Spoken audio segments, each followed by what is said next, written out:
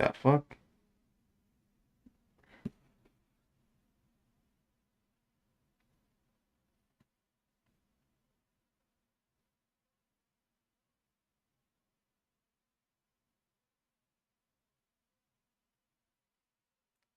Oh well.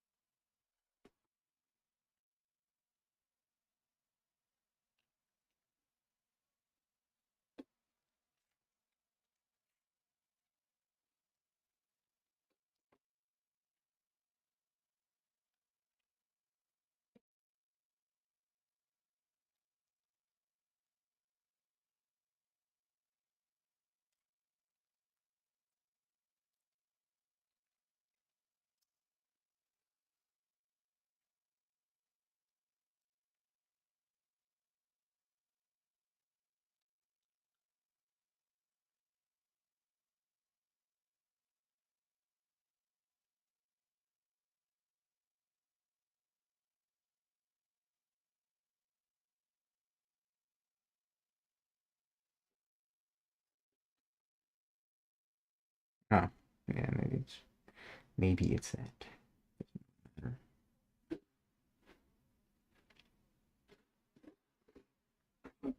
Hmm.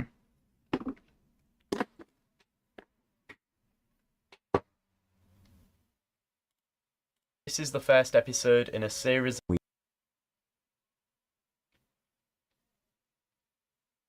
see. Imagine it would be lower, so the horizon line would project point. A vanishing point at this train track, I'm going to be using place this above this point to each corner of the cube by drawing a simple square. Feel free to create any shape you would like, but we will be looking at creating more complex forms in later videos. I then draw some lines from the vanishing point to each corner of the cube, and then I create some vertical and horizontal lines, so that this gives us the side and bottom face. Also, you'll notice that I draft in the edges of the cube that we normally wouldn't see. This allows me to get a better sense of the form and shape of the object. Now that we normally side and bottom, and then I create some vertical and horizontal lines, so that this gives us the side and bottom face. Also, you'll notice that I draft in the edges of the object, so that this to each corner of the cube, and then I create some vertical and horizontal lines, so that this gives us the side and bottom face.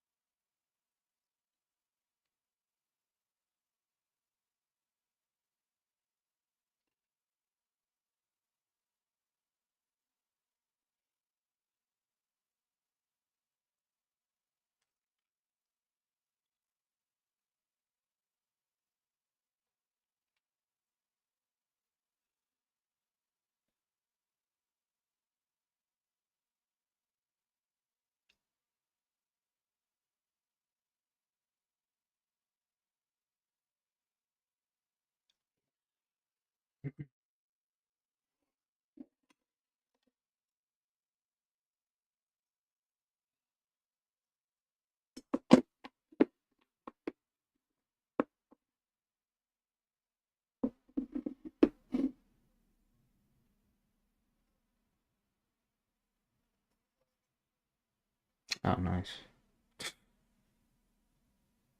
Ain't that swell? Ain't that swell?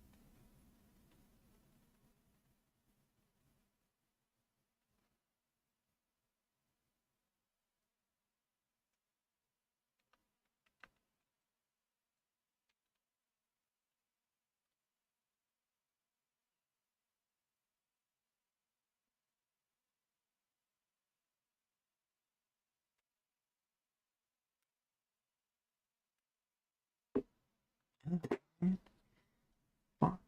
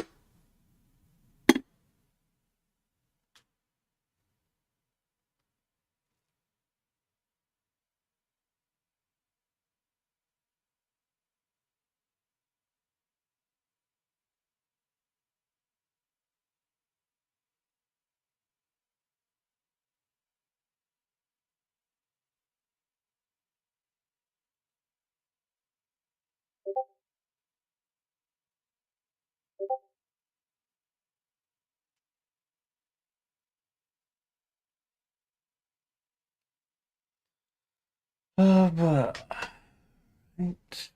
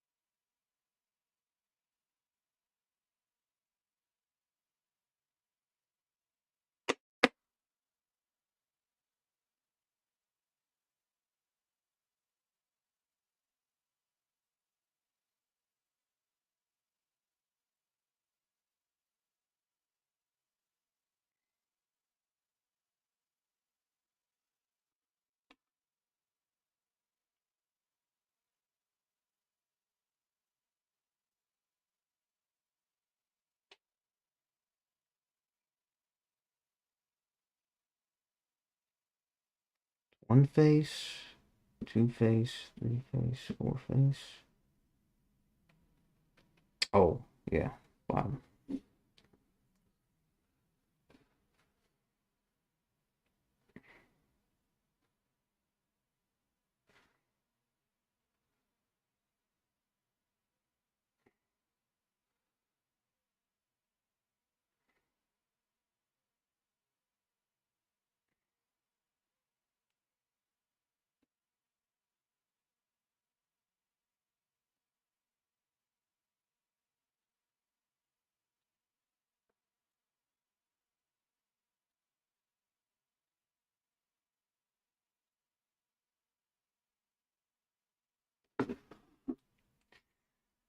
Yeah, I guess that.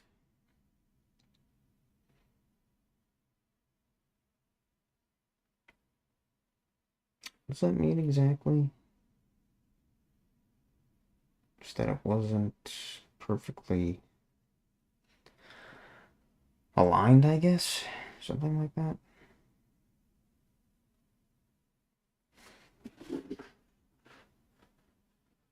So if I try to force it, I wonder. Like that and that. It'll look better then.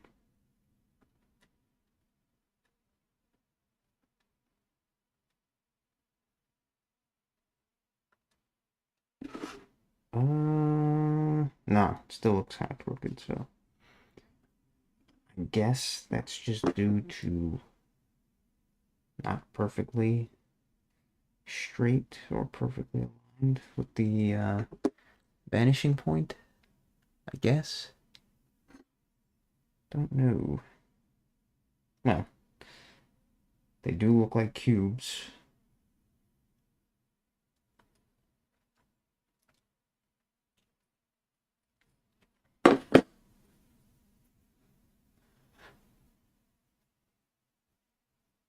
Do look like cubes, at least.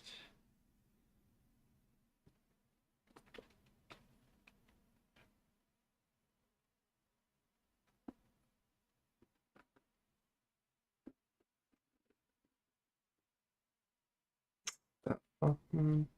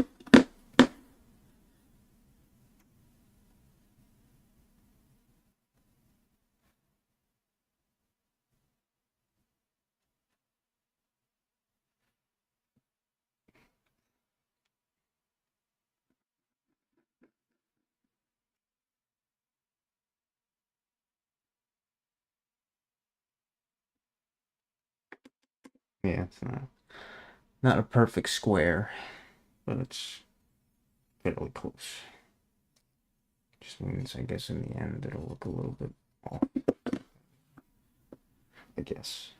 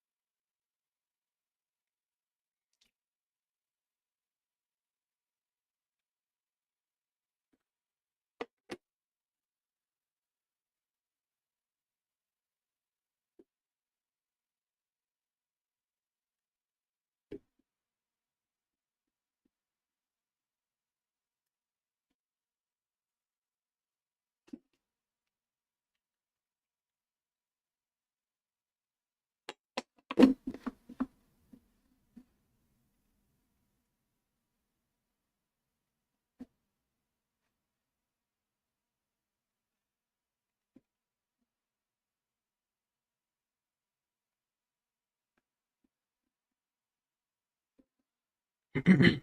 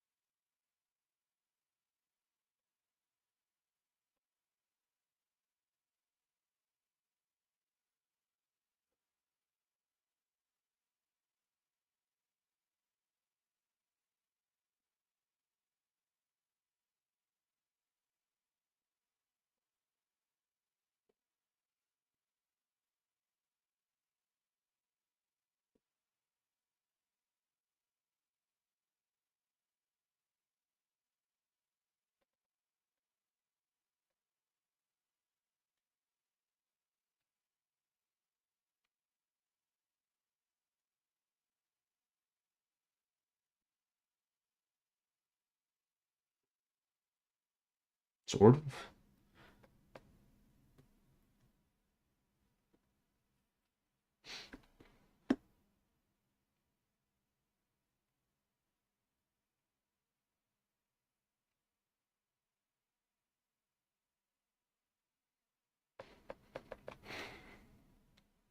So is there 6 sides? So I got 1, 2, 3, 4, 5, 6. 1, 2, 3, 4, 5, 6. 1, 2, 3, 4, 5, 6. Yeah, I don't know.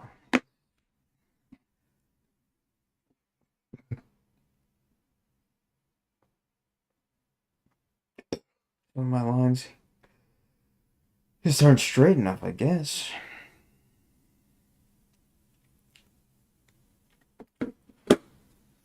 I mean, thing is, yeah, a little bit fucked up. So it's the clipboard, though.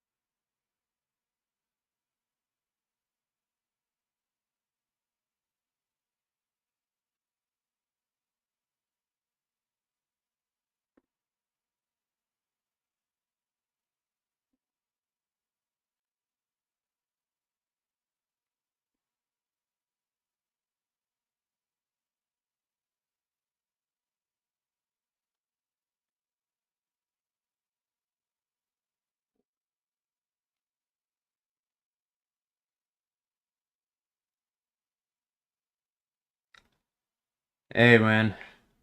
What's up, Rudy?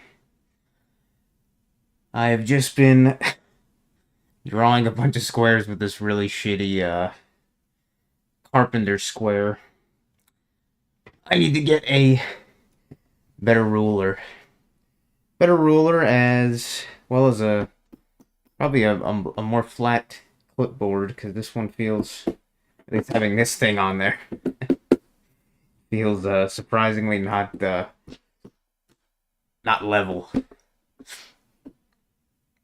Yeah, it might look nice, but I don't know. Something about it. I mean, I guess using it in the industrial environments I did, I guess it got a little bit chipped here and there, and it's a little bit not flat exactly. I don't know.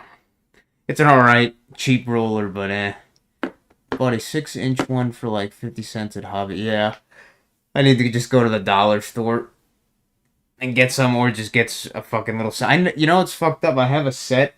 I know I have a little tiny, like, geometry set. Is it geometry? Or, yeah, like a geometry set of shit. But I think I have it in one of these boxes under my bed.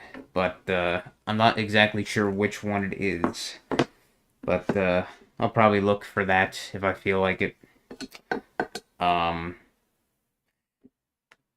there's definitely this 1 point. What do they call it? What the hell is it called? Vanishing point, vertical lines. I guess 1 point perspective. Oops, this 1 point can be gripped from the top recently. Huh. I think I know what you mean by that. Like, I think I know what you mean by that. One that would be nice is, because maybe I'm just retarded, but this fucking clipboard is definitely not fucking straight or level, because I can see a big gap between here and there, so this clipboard is not very level. Yeah, the sort of triangle, the fuck is that called? PEMDAS? Is that PEMDAS? Whatever the fucking thing is with the trigonometry with the three triangles, and then you get the hypotenuse, whatever the fuck it is, those kind of triangles.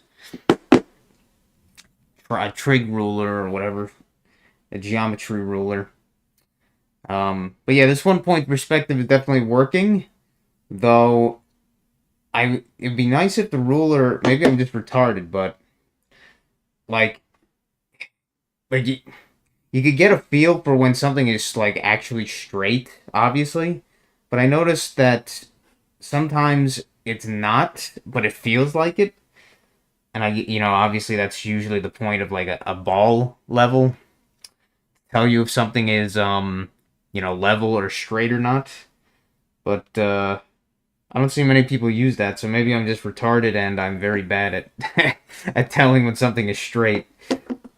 But I can tell with some of these cubes, I guess if you fuck up like one of the lines a little bit, then like when you get to that one, then it kind of gets fucked up. It's like a cascading effect, sort of, at least for one face, it gets kind of fucked up. I like the video that I watched for the quick kind of tutorial on the vanishing point, the horizon line, the vanishing point, and the 1, 2, and 3 perspectives, or whatever the fuck it's called, 3-point perspectives. I think he did a generally good job, but I don't know. I think he should have explained just a little bit more what he was doing exactly. He was just kind of doing it and explaining a little bit, but not like kind of why, I guess you could say, like, or whatever. Which I guess is, good enough for like drawing, but like when he was doing the 2 and 3 point perspectives, I kind of don't know why he was drawing the lines in certain ways. I guess the idea is that, yeah, that one's a little bit fucking confusing. And even with this, I'm not always sure where to, like, I guess it's just kind of, you just have to decide yourself is where to draw the face, the first face. I guess that's if you just want to decide how deep the object should look. But then you kind of have to conform to that afterwards.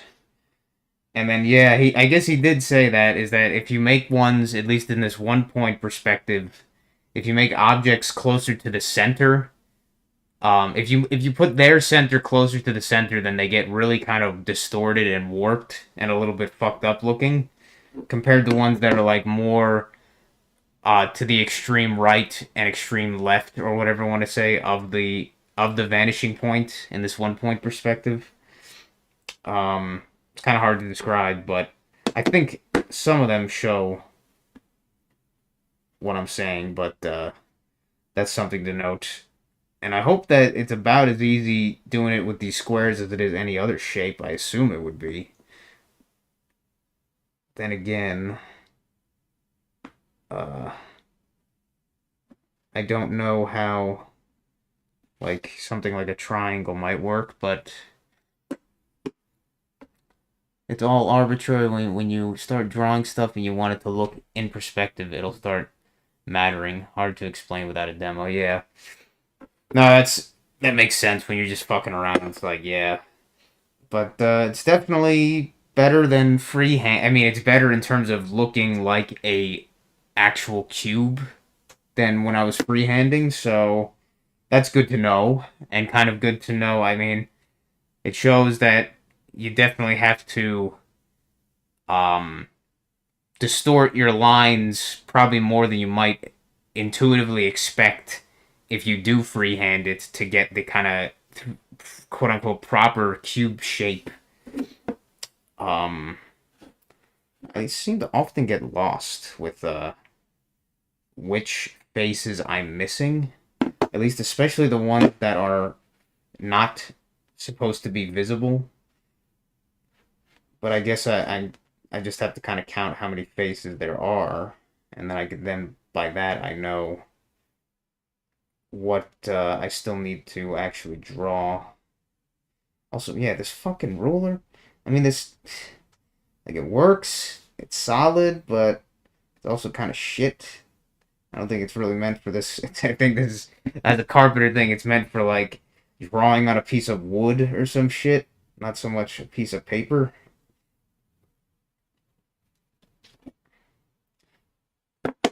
So one face, 1, 2, 3, 4, 5, 6. All right. I guess that's that one. Had the same issues you did. No one really explains that it's just made up cubes on paper and don't get into the practicality. Yeah.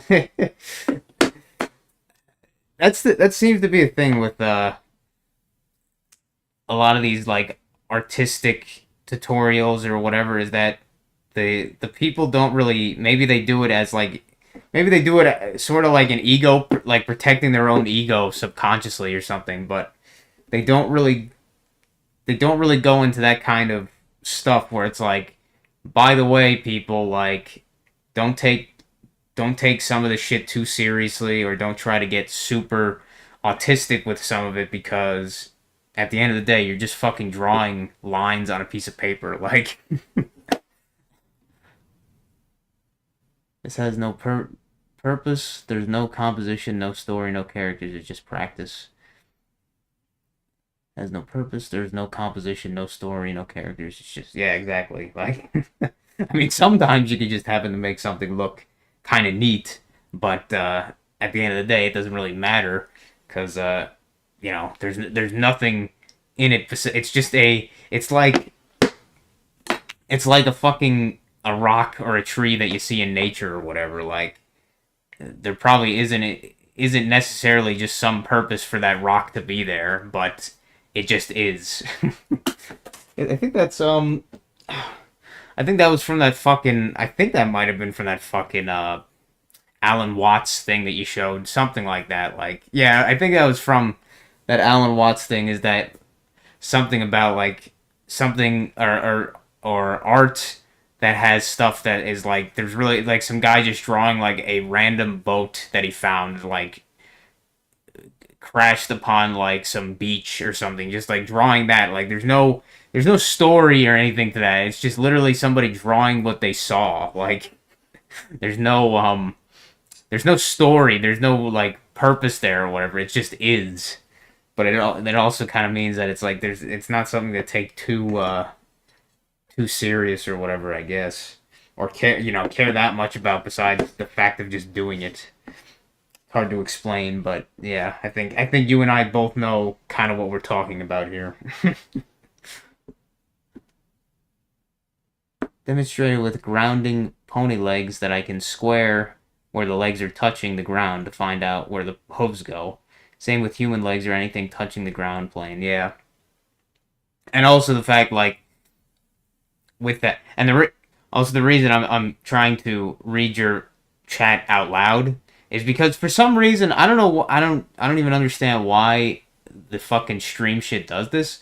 I've seen some streams where it saves like the chat replay, but a lot of from what I've seen, it seems like that never happens. Like even on streams that supposedly have the chat replay saved, I don't see any like pop out thing for a chat. So I'm just like, fuck it, just so for context, anybody watching this, that's why I'll just read out the chats for my own purpose, as well as if any time it gets rewatched, because otherwise you can't see the fucking chat anyway. Most of the time, it seems.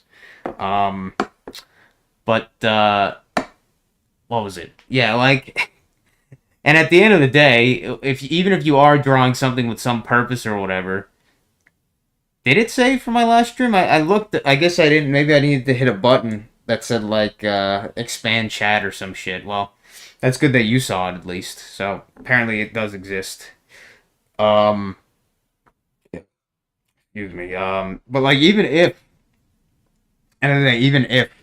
you are trying to draw something with a story or a purpose or whatever, like a lot of the times, unless it's really egregious, like trying to be absolutely perfect with like perspective and everything, as long as you and the person looking at it or whatever kind of gets the idea, and at least their mind does not get taken out of the illusion of what they're looking at, the illusion of perspective, the illusion of what's trying to be represented there. It really doesn't matter. Like being perfect is kind of pointless. It's pointless unless you're just kind of being autistic about it. Like, oh man, I gotta be perfect because I have to be or some fucking shit.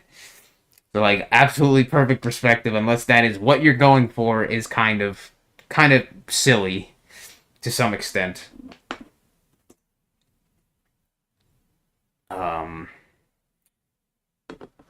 Wow, holy shit, what time is it? It's 8:17 p.m.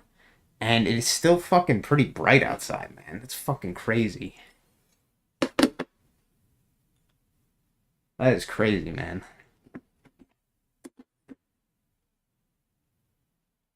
Jim Jung-gi. Jim Jung-gi. I should look at some of that shit, but at the same time, sometimes you get almost like, goddamn, I'm so bad at this thing, and like almost looking at somebody else's that is so much better, it almost just makes you like demotivates you almost. If they're just that crazy good, but it depends, I guess. But I probably will look at that at some point. What the fuck was I gonna say? Yeah, I didn't fuck up, but yesterday, what was it? 2 days in a row I didn't practice drawing. It was yesterday and the day before that.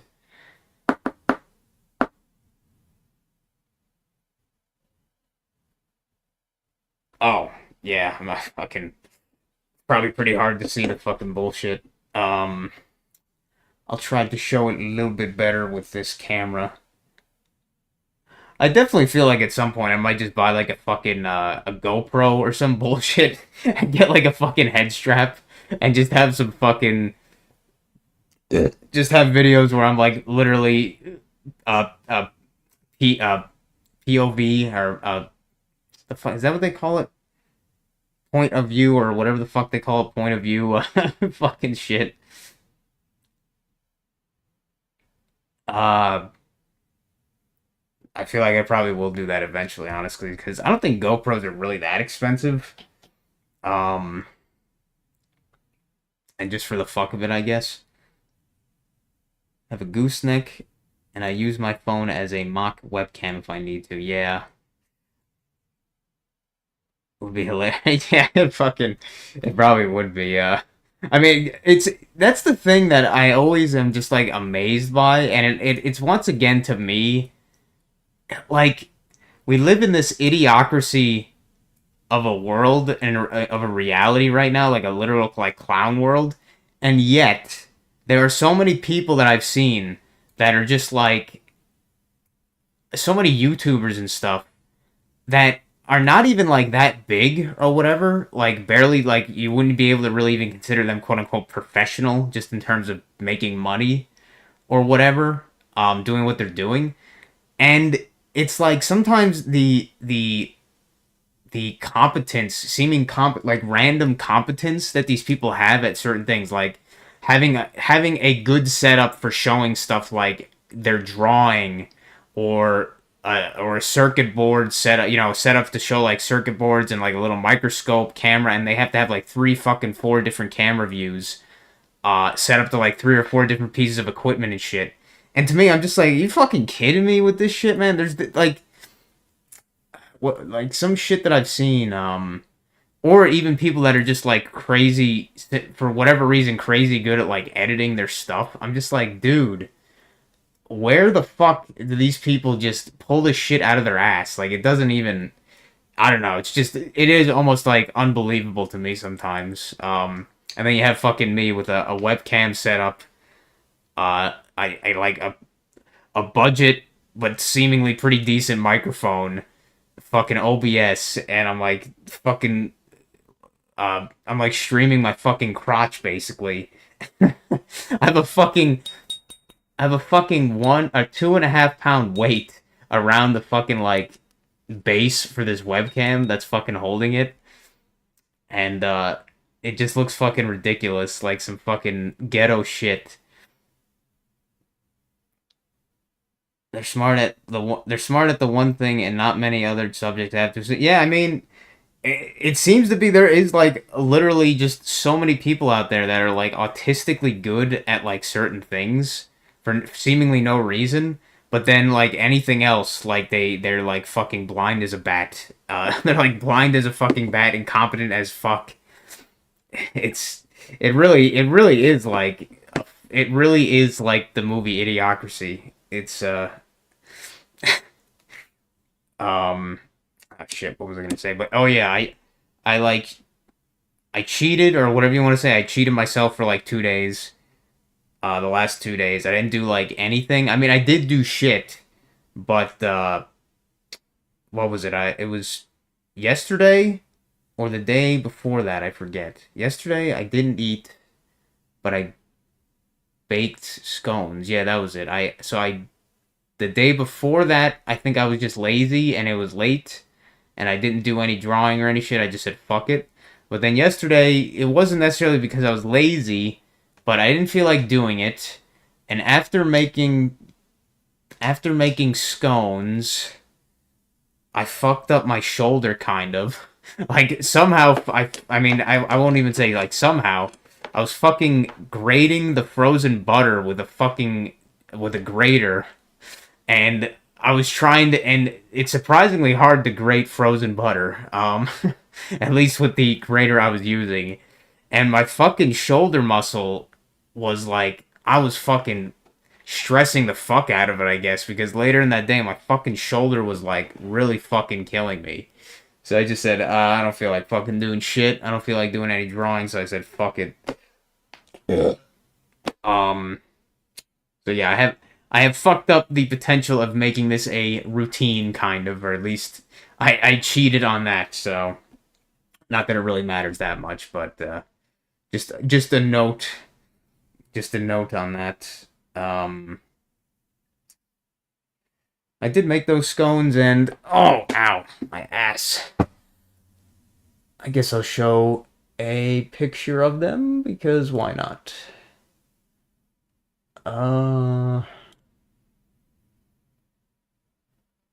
Where are they? Here, screenshots.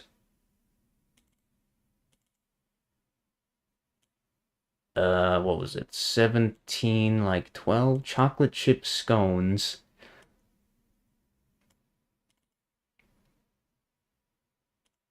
Yeah. Yeah, they came out, they're pretty big. They came out pretty big, but they did come out pretty good. I think I could have baked them for like another 2 or 3 minutes to make them just a little bit crunchier. But yeah, fucking mixing those fuckers was surprisingly difficult on my shoulder, but that was mostly the fucking butter grating bullshit. One of my biggest fears was injuring myself and fucking up my yearly streak of practicing every day. Yeah, it's... I think I'm just gonna have to accept myself that if I want to be doing other things... Yeah, a scone is actually pretty good. It's like... It's not...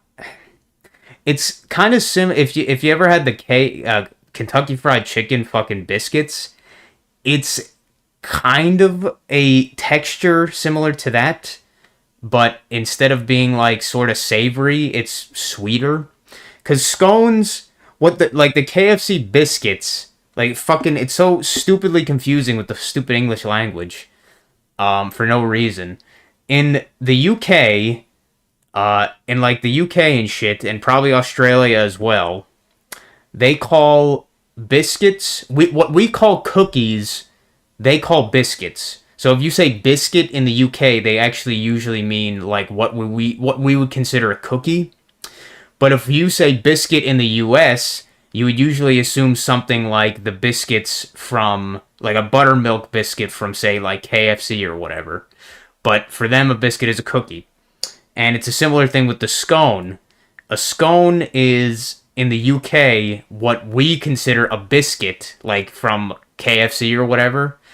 But a scone in the US is like a sweet, savory, or it's not savory, a sweet dessert kind of thing. But it's made in a very similar way. They have almost the exact, for the most part, exact same ingredients and are made in a similar way. But they're usually cut into a different shape and with just slight ingredient difference. Like a scone in the US has sugar added, like a fair amount of sugar added, whereas a scone in the UK, the more savory one, has less sugar, and some other fucking shit. But they're pretty good. Like if you got a scone from a bakery, you probably like it. It has like a sort of flakiness of like a pie dough kind of thing, sort of. Yeah, it came out pretty good. It was the first time I had made a scone before.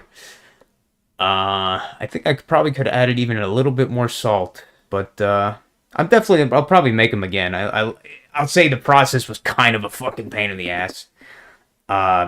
Mostly for the stupid frozen butter bullshit. But besides that, no, they weren't that hard. But I showed that. Not that anybody cares, but yeah, they're pretty good. I was gonna make cookies as well. I had the cookie shit prepared in the fridge, but I didn't feel like it yesterday after I did that. But I'll do that tomorrow. That's what I plan to do tomorrow, at least. Make a bunch of cookies and some cookie bar things. Oh, for whatever reason, my fucking index fingers, or my left index finger fucking kind of hurts today. But my right index finger doesn't really hurt, it's just a little bit. I think I got a fucking mosquito bite, like, right on my knuckle. I'm like, 3 days ago, I was like, why the fuck is my knuckle so itchy? And then I was like, oh, it's a little bump. I was like, oh, fucking mosquito bite. Nice.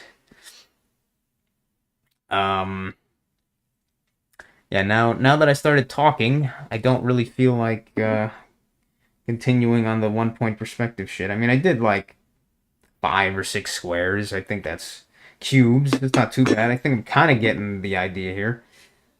I think I would like a better ruler, or at least one that's a little bit more flexible and a little less cumbersome. I mean, it's not necessary, but a clipboard that is not this fucked up would be nice too, but I guess it's not really necessary, but Not that I feel like just spending money on some random bullshit like that when it's not necessary, but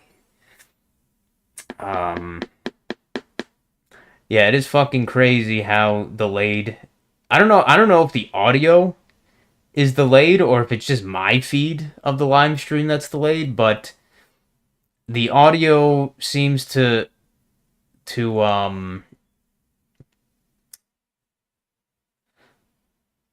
I forget what 3P perspective looks like. Another thing they don't explain is that vanishing points don't exist in the real world. It's just a tool to help figure stuff out. Yeah, shit. If you think about it, like, the horizon line bullshit doesn't exist either. Like, you know what I mean? It's almost just an optical illusion that our eyes make. If, you know, the Earth supposedly has curvature or whatever, like, supposedly, I don't know. Like, when we look into the horizon, it just does that, distorts that way because it's our eyes making that illusion, I guess. I don't know. It's not really what's happening. Or supposedly the light is curving or whatever the fuck.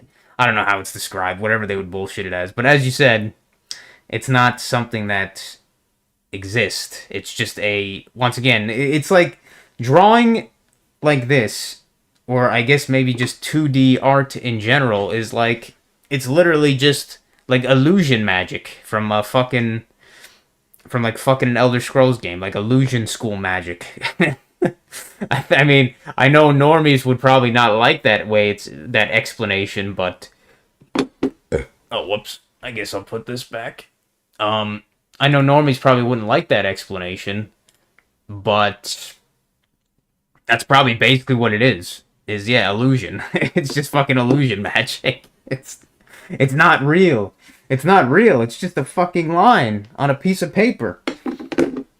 It's like being a magician, but somehow, but less, get super butthurt when I used to reduce it like you do.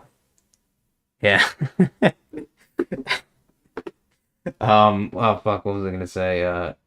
It's like a magician, but without the social manipulation aspect of it. Yeah, that's what magician basically is, like illusion magic, or illusion plus emotion, or illusion plus social deception, or whatever you want to call it. And drawing is like illusion with visual deception. I don't know if that's, yeah, I guess that's visual deception. That's one way to put it, I guess. Oh, man.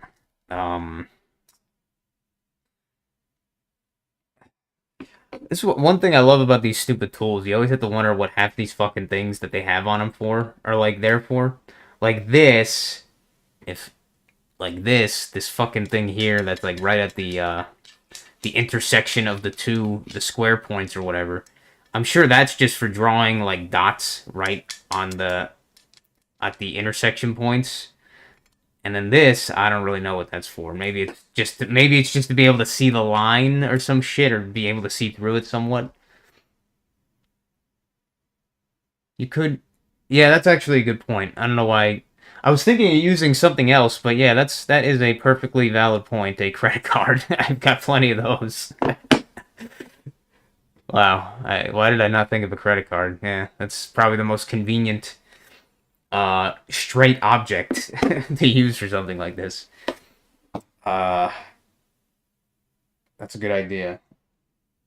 Or just to fit, or just one of my bullshit expired IDs. Did I feel like drawing anymore?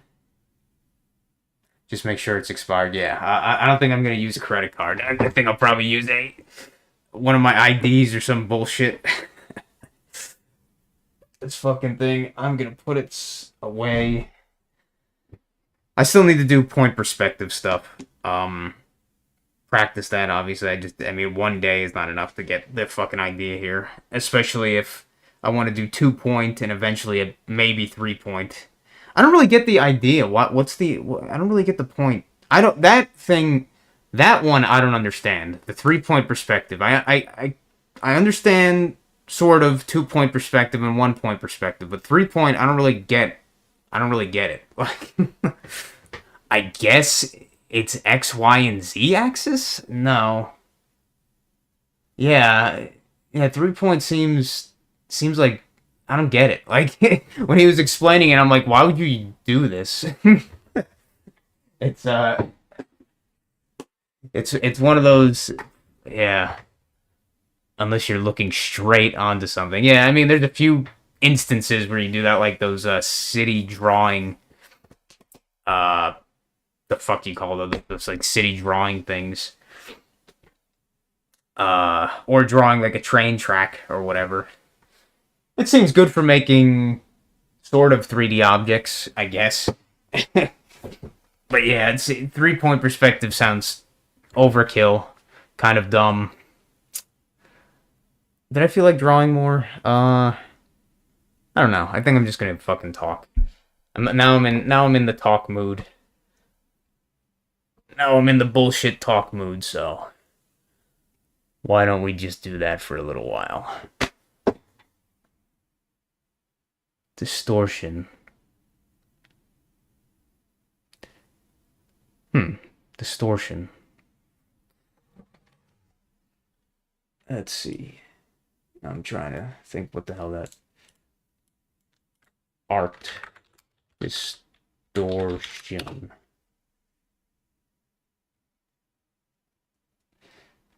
is a, oh wait, let me change the screen to that. Well, I'll make sure I don't show any nudity, I guess. I have to wonder, playing music, I have to wonder how the copyright works for live streams or whatever. Oh shit. Yeah, well, that's fine. Not that that's one thing that I like doing this drawing practice is I try not to like have earbuds in because I mean most of the day I'm listening. Oh, like if you're high above the sky or looking up from below. Okay, so if like say if you're drawing like somebody looking up towards or up at a big mountain that they're trying to climb or some bullshit like that. Yeah, that I guess that makes sense. 3-point perspective.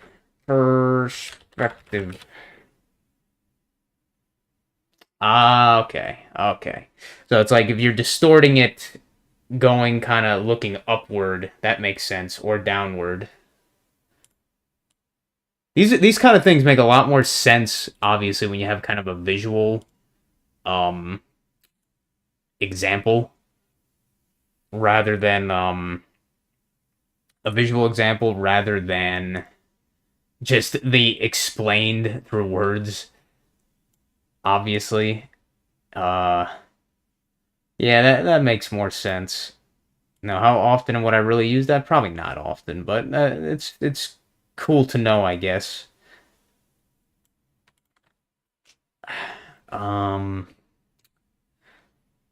The fuck was I gonna do? I was gonna look up something. I forget. 3-point perspective. I was gonna probably look up. Man, I've been using ChatGPT a lot the past few days. Fucking, it's. I don't even. I mean, then again, I guess boomers and people like that, like they barely even know how to use like Google as in any way at all. Like barely know how to use Google, but. It does seem at this point like there is almost no point to use like Google for most questions now that you want to look up or whatever, because at this point ChatGPT and shit has just become like straight up a replacement for that. And I know people have talked about this already, but like it really is like if there's just a question that you have, like most of the time you're not going to get a good answer from fucking the search engines anymore. Like most of the time it's mostly articles that are generated by AI and they answer in a very shitty roundabout way. Instead just ask the AI, the LLM itself, and you usually get a better fucking answer. I don't know. It's fucking weird, dude. It's weird and how quickly it has changed. Like what the fuck was the shit I was looking up? Never use Chat. Does it basically research for you? It doesn't really do research necessarily, but it kind of takes like all like the search results you would have gotten and kind of like summarizes them summarizes them almost. Like, I guess let's just show you a few fucking examples.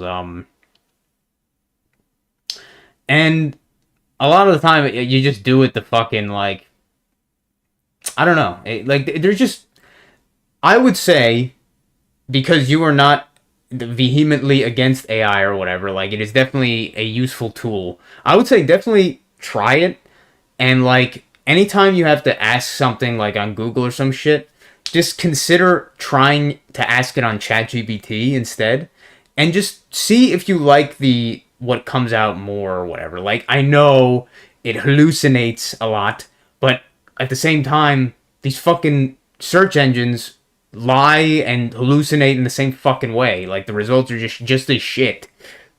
Pretty much the only reason I could see looking up stuff on the search engine directly now is just for image and video searches.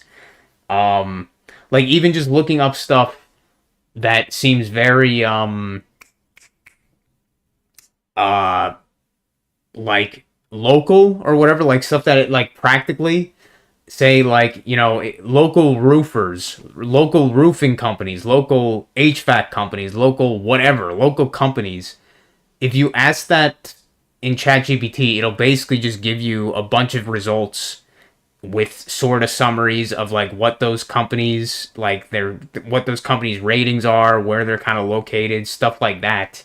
Whereas if you do that on the search engine, you have to go through all the work to actually look through fucking these bullshit links, most of them. So it's surprisingly, it is really, in my opinion, is just the better search engine at this point. Like, the search engines have just purposely been made shit, so ChatGPT replaces it, and it is really succeeded, I think. But it's bad because now people have to think even less. Not that they think much in the first place.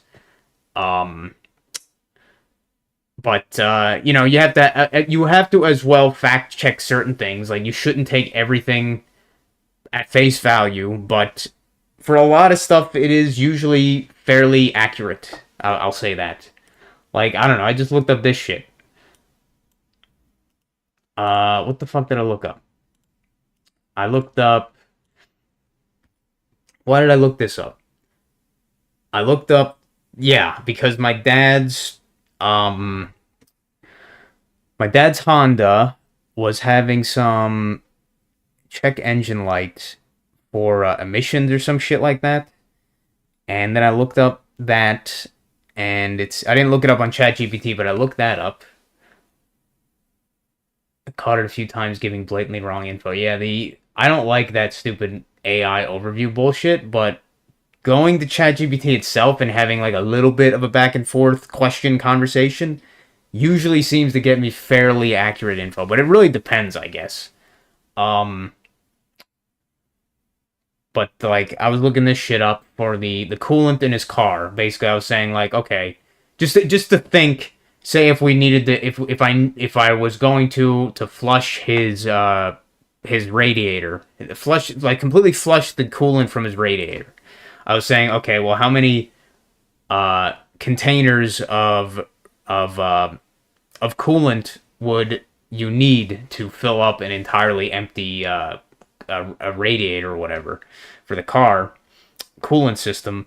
And it was like, all right, you know, I don't know how accurate any of this is. I don't know what the fuck, you know, where it got this info, but it seems believable. Like, otherwise I wouldn't have any idea how much there was. But apparently in a 1.8 liter, I think his is a ninth generation, a 1.8 liter engine, it has about 7.2 liters or 1.9 gallons. So I think generally they come in 1 gallon containers, so it would be like almost 2 gallons of coolant or whatever. So I was saying, you know, how much cheaper would it be to use the pre-mixed coolant compared to getting the concentrated coolant, but then adding your own distilled water instead? And, you know, it would be probably a little bit cheaper and shit. And you know, if you ask these questions, like you'd never just on the search engine itself, you would never get like this kind of like breakdown answer or whatever. Something like this, like premix 50/50, $12.18, blah blah blah, concentrate 18 to 25, distilled water 1 gallon, you know, that kind of fucking shit. Like you'd never get that on the fucking search engine like directly. Uh, and then I asked it like, you know, what, you know, why not, uh, you know, why not just put 100% distilled water in the cooling system? Because uh, water is a better thermal conductor than the antifreeze. So why not just put 100% if you live in a not cold area? Well, then it was like, oh well, part of the reason for the mixture of antifreeze and shit is also because it has anti-rusting agents in there to keep the radiator from being rusted out by pure water, basically, and shit like that. So you wouldn't, unless it was just an emergency, you in theory would not want to have 100% distilled water in your cooling system. You'd want to have at least a 40%, like 40% 60 mix or whatever. But you know, that's just some fucking random thing. You know, I asked other things because Billy talked about this. He mentioned like multi-level marketing, and I was like, you know, what's the difference between multi-level marketing and a pyramid scheme? And then it kind of broke down the differences because I didn't really know the difference. Like, I didn't know the difference. I didn't really even know what multi-level marketing really was. I still kind of don't. I didn't really go down that far with it, but I guess the main thing is the pyramid scheme is it doesn't really have a product it's physically selling. It's literally just kind of selling an idea and trying to get more and more people to sign up to try and sell that idea or some shit. Whereas with the MLM, they're actually selling a real product kind of. Probably think sort of like I remember these fucking like door-to-door like knife cutlery salesmen or some shit. That would probably be more like a multi-level marketing technically. Billy breaking down the child support scam is pretty eye-opening. Never knew there was a third party involved in all of that. That seems crooked as fuck just on the surface level. Oh, it totally is, man. Because I watched another Red Pill guy, I remember. Well, I mean, I'm not saying Billy's like in this Red Pill thing, but I watched another guy that was in that Red Pill community thing a while ago. And he was a guy that was dealing in a similar situation to Billy.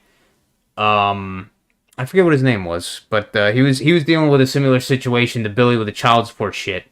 I guess in Billy's case, he actually fought it all the way, which, you know, good for him. This other guy, he only started to fight it after a few years of paying it or some shit like that. And he had probably very similar bullshit. But it sounds like Billy did the even higher.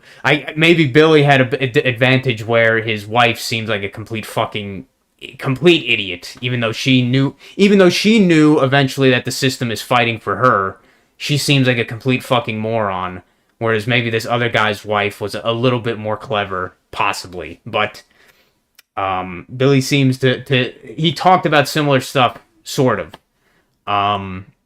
But this guy also talked about more of this stuff where, you know, that stuff that we already kind of know, that the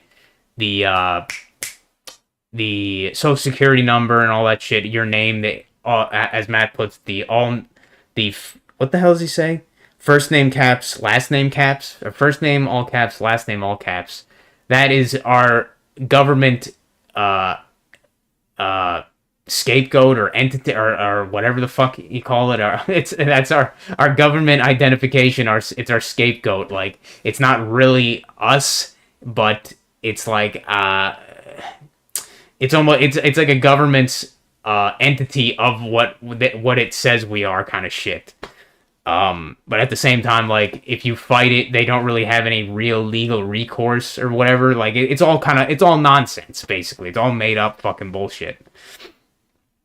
But yeah, the child support thing, it's like a digital doppelganger in a way, yeah, basically. Like, but you know, it's, once again, it's like this illusion shit, like magician shit, is that it convinces people that they are that thing. So then they identify with it, and then they agree, almost like letting a vampire in. They agree to let the system. They sign a contract in essence, agreeing to allow the system to use that thing as a literal, as it like a literally them or whatever. Kind of. I hope that kind of makes sense what I'm saying. I mean, I think you already get it, but how I'm trying to describe it. But yeah, what Billy was saying, I was like, man, I'm like hearing almost the exact same shit that I heard from that other guy. Not the exact, but I think Billy described it better, honestly, and clearly he fought it better. But yeah, it's fucking. This is I have been getting emails, from a what was it? So it was a few years ago. I decided to stop using our Verizon phone plan and go to a different phone plan. It was like, I don't know, US Mobile or some shit, like a much cheaper third-party distributor kind of thing. And the reason I did this is because Verizon decided to... This is during the CV bullshit. But Verizon decided to up their monthly base cost. Like, no matter what plan you had, they were going to charge you $15 a month more just because. And I was just like, you know what? I'm fucking sick. Like, I'm already paying enough for this fucking bullshit. So I'm like, you know what? Fuck you. So I said, you know what? I'm done fucking paying their shit. But I still had an outstanding payment to make. I think it was like 100, maybe like $100 or some shit. I was just like, fuck you. I'm not paying that. So I just ignored it. I just said, all right, I'm not paying that bullshit. And if for fucking like weeks, I got a few emails like saying, oh, you know, you gotta pay this. And then, you know, it gets more desperate, like, we'll help you pay this, blah, blah, blah, shit like that. We'll reduce the payment. Or reduce the payment to like 50%, just pay it. Kind of bullshit, more and more desperate, basically, emails. And then eventually, after that, I started getting emails from a debt collection agency. And the way these fucking debt collection scumbags work is that the companies realize that the debt collectors are basically buying people's debts from these companies, or they're buying the debts from these companies, essentially. So Verizon, when they have somebody that does not pay after a point and they can't get payment from them, they basically give up. And then they sell that unpaid debt, to one of these debt collection companies for like usually pennies on the dollar. So say if it was like $100 of debt that they wanted to get paid, they might pay that company might pay $10 or maybe even $1 to own that debt in essence. And then they get the information for the debtor. In my case, I was the debtor. They get the information for the debtor to contact them and shit. And then that debt collection agency, in an attempt to get their money back, which they paid almost nothing for in comparison, but then they start pestering that person in an attempt to strong-arm them and scare them into paying that debt. So say if they paid $10 for the debt, if the person is an idiot and they do pay it, then they'll get they'll get $90 of profit or whatever in that example. And then, funny enough, I just kept ignoring them as they did the same kind of tactics and shit. More coercion and attempts to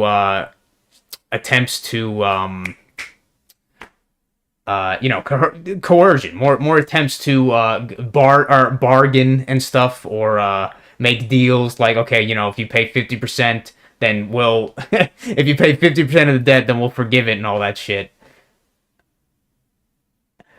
That's sort of insane considering all the man hours that go into all that bullshit. Harassment and energy used to collect that debt isn't even close to being worth it. I mean, it must be worth it, at least, you know, I mean, it is a fake reality, but it must be worth it to some extent for these companies because they are willing to do it, and apparently they're able to stay open. Like, there's a surprising amount of debt collection companies out there. And these fuckers, they even... these fucking debt collection agencies, they even buy from each other. Because after not even responding to any of the emails from that fucking place for like months, they eventually sold it to another debt collection agency. Some chick with a debt collection agency started emailing me in reference to that same one. So she probably paid them like 10% of what they paid or some fucking bullshit. So if they paid $10, then she paid $1 for the same debt. And then in her coercion difference saying, I don't know what the fuck it was. You know what? Maybe I shouldn't show that actually, because I don't know if there's any personal info, but basically like, what the fuck? But you're saying all that energy, and I guarantee for a lot of them, it's not even that much, because one, they're most likely at this point using shit like ChatGPT to make up the emails, or they're just using copy paste email shit, or just having automated systems do most of it at the end of the day anyway. So I don't think even at this point, but I think for probably larger debts, they would actually have people calling up, I guess if they could find the info, because I remember this prank calling channel, or this one prank calling channel that used to be fairly active, but he stopped after a while. He made some pretty fucking funny prank calls. They discovered the number to this like debt collection agency, and they just started calling them, and these people were fucking jackasses. I mean, just like any other workplace, like fucking jackasses. They act professional, but then as soon as you get a little bit under their skin, they become all the professionalism goes out the window. The curses and the name calling and stuff come up, and it's fucking like high school again. But yeah, no, they even have people that physically work at these places, so they must make some kind of decent profit to have like multiple people working at these fucking places, like 6 different people or some shit. It's like, it's fucking amazing. And there is so many people that are willing to do that. Pay, like, they get scared of debt collectors. Like me, I kind of know sort of how the system works to an extent. So I'm like, I have like no fear of these fucking bullshitters, because I know that's all they are. I know that debt in general is just made up numbers on a screen. Like these banks or these companies that give out like loans or debts or whatever the fuck, it's not even their money. They're just making it up. Like, they're just putting numbers on a computer screen. It's not any money that they have. It's fucking nonsense. As Matt says with the economy, it's the same shit. So, if people complain, oh, you're taking the bank's money, it's like, it's not even their fucking money. It never was. But besides that rant, why did I even get on that? Oh yeah, Billy's shit with his child support and stuff. But yeah, it's like the exact same fucking thing, man. It's not even a real, quote unquote, real government agency. It's like a third party fucking people that essentially have the go ahead by the government to do these kind of things, in the hope that the person, in this case, the husband, the ex-husband, like Billy, will comply and then sign a quote-unquote legally binding contract by agreeing to their mostly bullshit coercion. Like, when Billy says that this country is fucked up, every country's fucked up, I think, but yeah, America is really fucked up. When it comes to that kind of shit with this like lawsuit and this like legal nonsense, it is like really fucked up.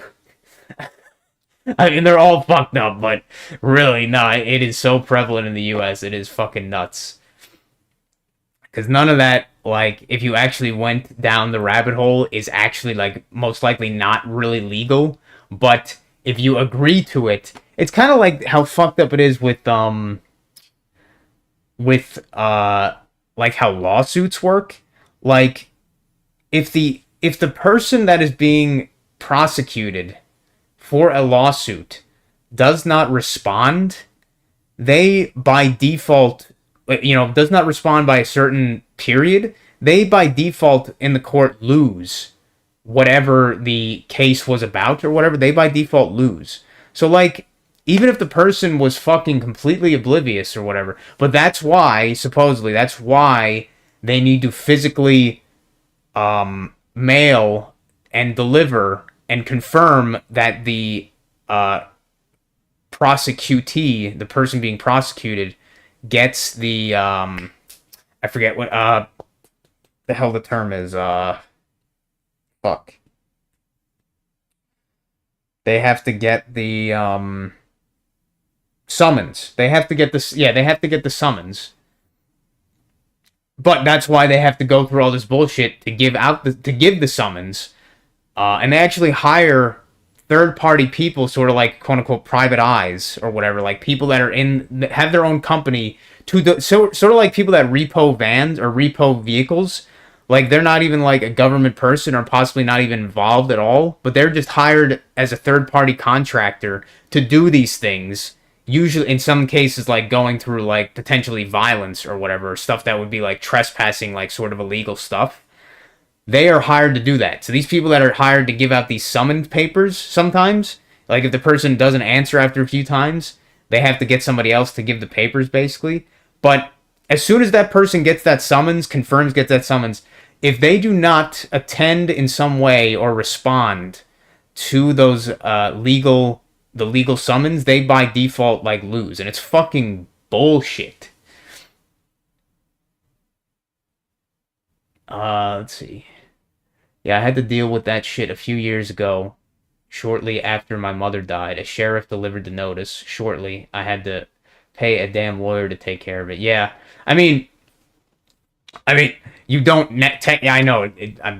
I'm just saying you don't technically have to get a lawyer. It's sort of similar to what sounds like what happened with my dad when he got audited, his tax audited at some point, and I think there was a parody kind of episode of that in probably like The Simpsons or some shit about getting audited.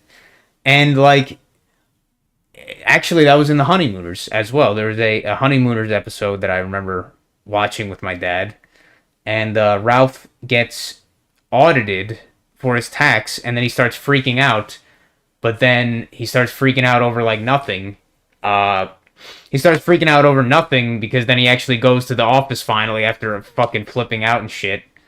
And he just like signed his name wrong or some bullshit, and that was it. Like, it was similar to when what was it? During the fucking bullshit CV shit. Yeah,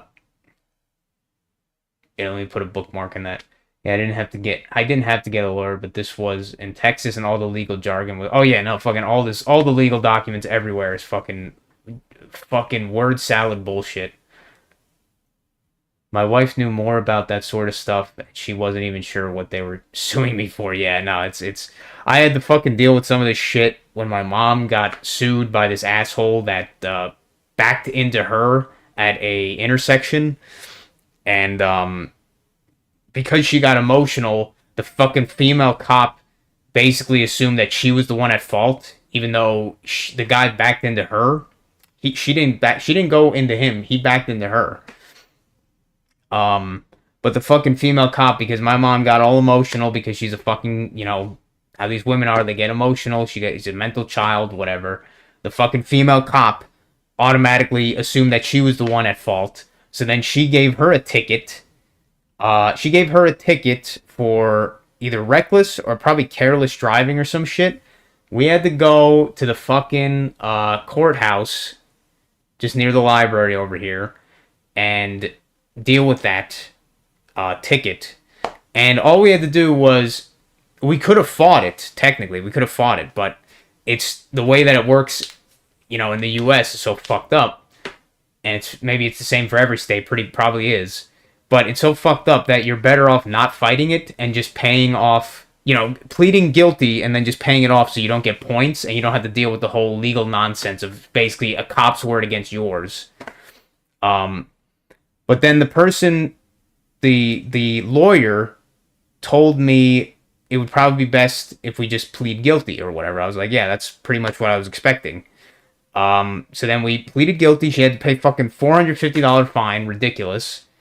But then I didn't realize, who would know this? In Jersey, if you plead guilty for a ticket or something like that, if you plead guilty like that, if you don't specifically tell the judge, I'm pleading guilty, but with reservation, like if you don't say those words exactly, with reservation, then people that want to use that ticket against you in a legal case are allowed to if you do not say with reservation. I only learned this afterwards, after I had to deal with the fucking lawyer shit for like months. The guy told me, oh, you should have said with reservation. I'm like, how would I know that? Oh, he's like, well, you should have hired a lawyer. I'm like, dude, fuck you, man. You're gonna fucking tell me, yeah, you should have hired me. Fuck you, dude. The system and your fucking bullshit are crooked, and you fucking know it, douche. And, you know, these are the fucking guys that were defending us from our insurance company or whatever. They were the ones supposed to be on our side. I'm like, this guy's a fucking asshole. Oh, you should have hired a lawyer. Fuck you, bro. But after that shit, at least in Jersey, it's probably similar for some states, but you should have said, like, Chrono during his trial. Yeah, pretty much. But, she got sued by the guy that backed into her because he was trying to sue her for like bullshit injury, bullshit injury, fraudulent injury shit or whatever, saying that he hurt his neck and shit. And they did it. It only went through maybe like a year afterwards because that was probably like they still had a few months before the statute of limitation came up where they weren't allowed to basically make a case after the event happened. So it was almost 2 years after the stupid incident happened. And then they sued her for that bullshit. But then they also found out after that, and I'm sure that's probably what their main reason for doing it is because I said that she pleaded guilty for the quote-unquote reckless or careless driving. So they saw that on record and were like, oh, we can make some money off of this. So then they sued her for that. The fucking stupid lawyer on his side, you know, I could tell he was a fucking idiot. I mean, of course they are, but he fucking was like, oh yeah, we went to the deposition or whatever the fuck. It was like a phone deposition, you know, on the phone or whatever. This is during the fucking CV bullshit, I think. I think it was. It might have been a little bit before that, I forget. But it was a not in-person deposition. It was on the phone through Zoom or whatever. And the guy said, you know, like, what are they suing for? And it was like, oh yeah, $1 million or some shit.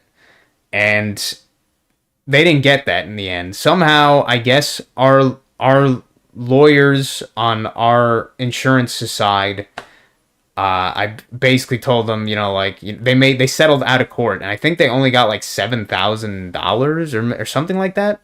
Which I think after all the costs he probably had to pay for that lawyer, possibly, that would have been a lot more. He probably didn't get back what he put in, I would imagine. Possibly. I could be wrong, though. Or they were lying about how much they settled for. I don't know. But it was a complete fucking load of bullshit. Women get emotional as a bullshit way of trying to get out of responsibility. The female cop knew that and just assumed she's guilty. That's pretty funny. Yeah, I mean, I don't think my mom actually was doing that to try. Maybe she was subconsciously, but I don't think in that moment. I think knowing her, I think she just got so overwhelmed with the whole situation because what was it? I guess supposedly they brought like 2 ambulances. It was like literally like not even a fender bender, like barely anything. They brought 2 ambulances and at least 1 cop. So she saw that, got overwhelmed, which I think they do it automatically, I'm sure. Yeah, I don't know. I think she just got overwhelmed and then got upset from that. But her doing that clearly was in the guy what he probably wanted to some extent. Because her getting emotional is what made it so she got charged with the reckless or careless driving like right away, basically. And then they used that later on to sue her. And yeah, I mean, it was just a whole fucking load of nonsense. But it was the worst thing is that, like, I wish it was me that got in the accident or whatever, because I would have dealt with it like nothing. Like, it was such a non-factor to me because I know what I kind of know. I learned as I was doing that legal nonsense and how the system kind of bullshit works. But my mom being the one involved, that means I had to go through her for almost everything, and she was an emotional fucking stupid retard. So I had to deal with her fucking dumb bullshit reactions to everything every fucking time. So it made it 20 times harder.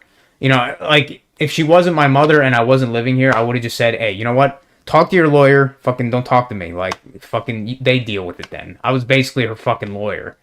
and it was it was fucking ridiculous. Yeah, it's the same. You have to be the adult in that family. I mean, really, like, I guess it's a good thing in some ways that I've learned some of this shit, but I guess like if they weren't such boomer retards, you know, they'd probably be able to figure some of this shit out of themselves. But you know, they are what they are. I mean, even my dad doesn't have the spine to like just tell my mom, hey, you know, stop having your brother come over here and like do stuff like build, like he's coming out in like 2 days now to build like a stupid shed out there or some shit. Like the fuck do we need a shed? Happened in yeah, revelation happens in strange ways. Yeah, it's like. But yeah, Billy's breakdown of the I mean, that's the whole reason we got into this.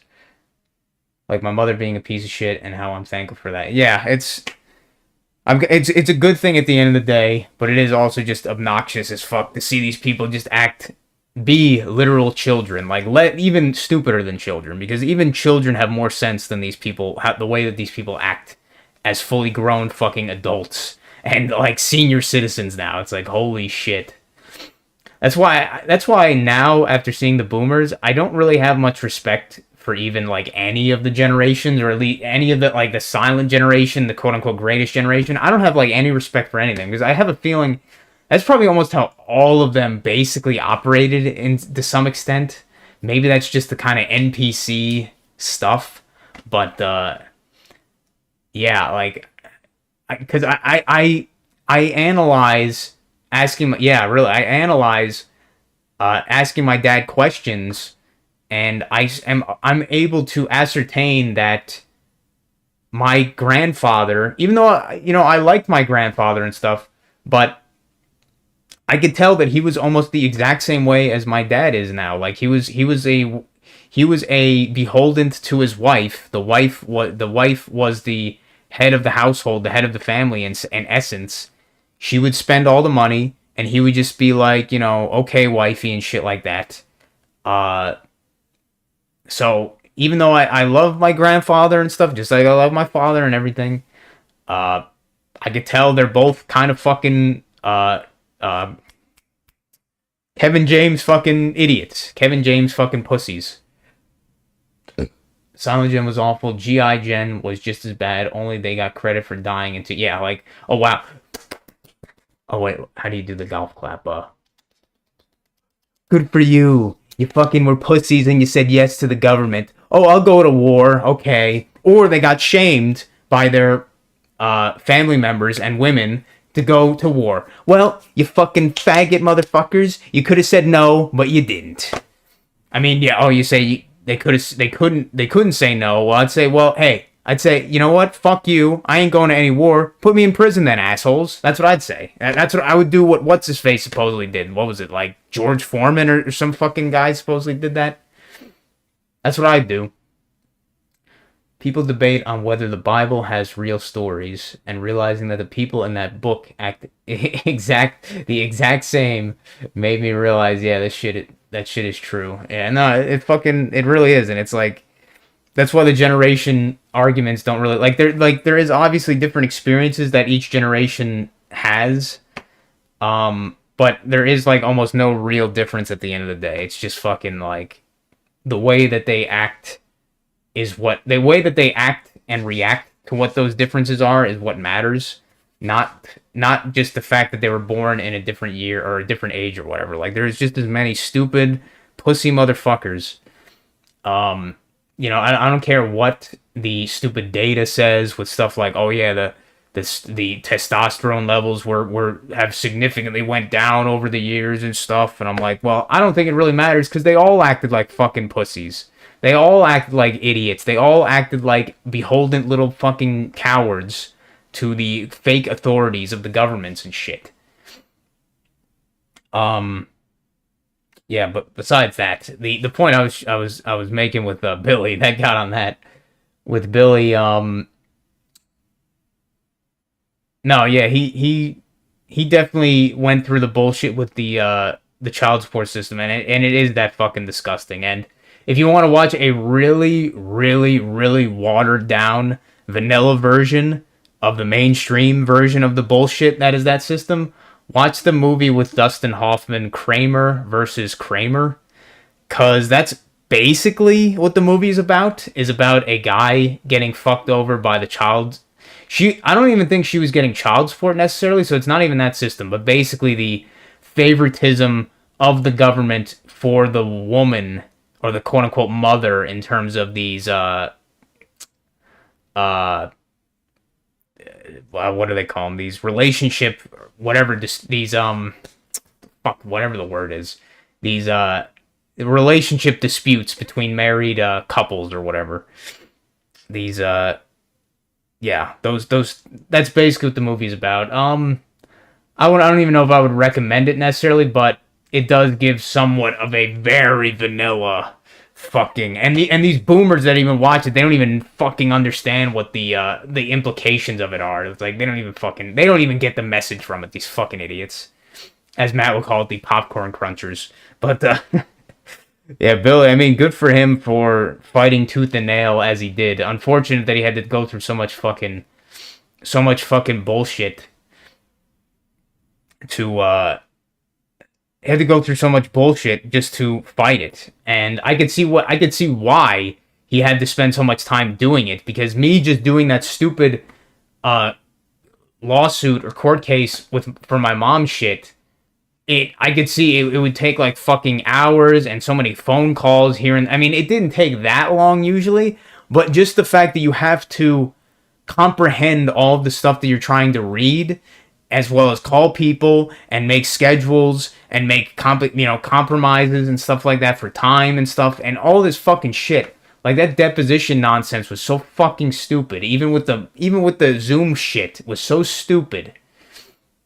Oh my god, you would have loved to see how I was, because I wasn't allowed to be in the same room when she was I was technically not allowed to be in the same room with her during the deposition. But I was like, this one, she is so hopeless. She doesn't even know what the fuck, like, to say or not say. The biggest thing is just don't say anything. But her fucking mouth, it refuses to just fucking close and shut up. And I was just like trying to be away from the camera view, and I was like, oh my god, what is this one doing? It was fucking cringeworthy.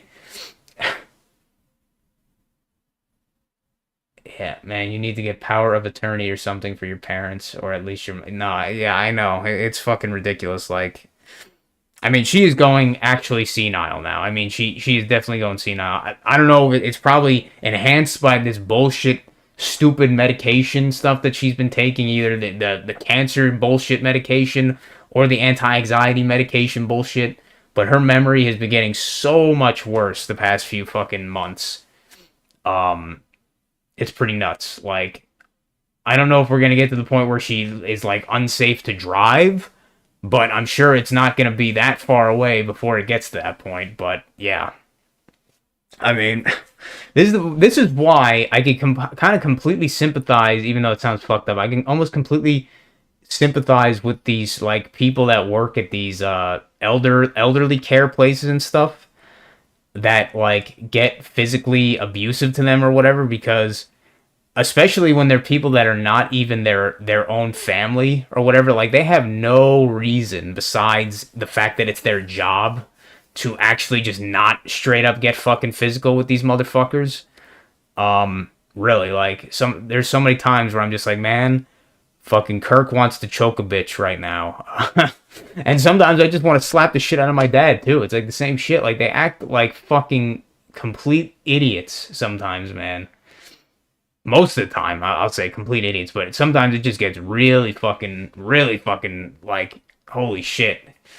And that's why I feel bad for some kids that have parents, but I guess it really depends. I don't know, like, that one kid that I was friends with, or guy that I was friends with, his parents, you could tell that they fucking abused him, like, not physically, but they abused him emotionally, and, yeah, they abused him verbally and stuff, like, they belittled him and stuff, and I was just thinking, like, I understand, like, I would not want to get kicked out of my parents' house or some shit like that, but I'm like, man, I was just thinking, like, dude, you need to grow a fucking spine and just tell your dad to fuck right off, man, because the way he is fucking treating you and talking to you like that and belittling you, saying that how much more successful your sister is and shit.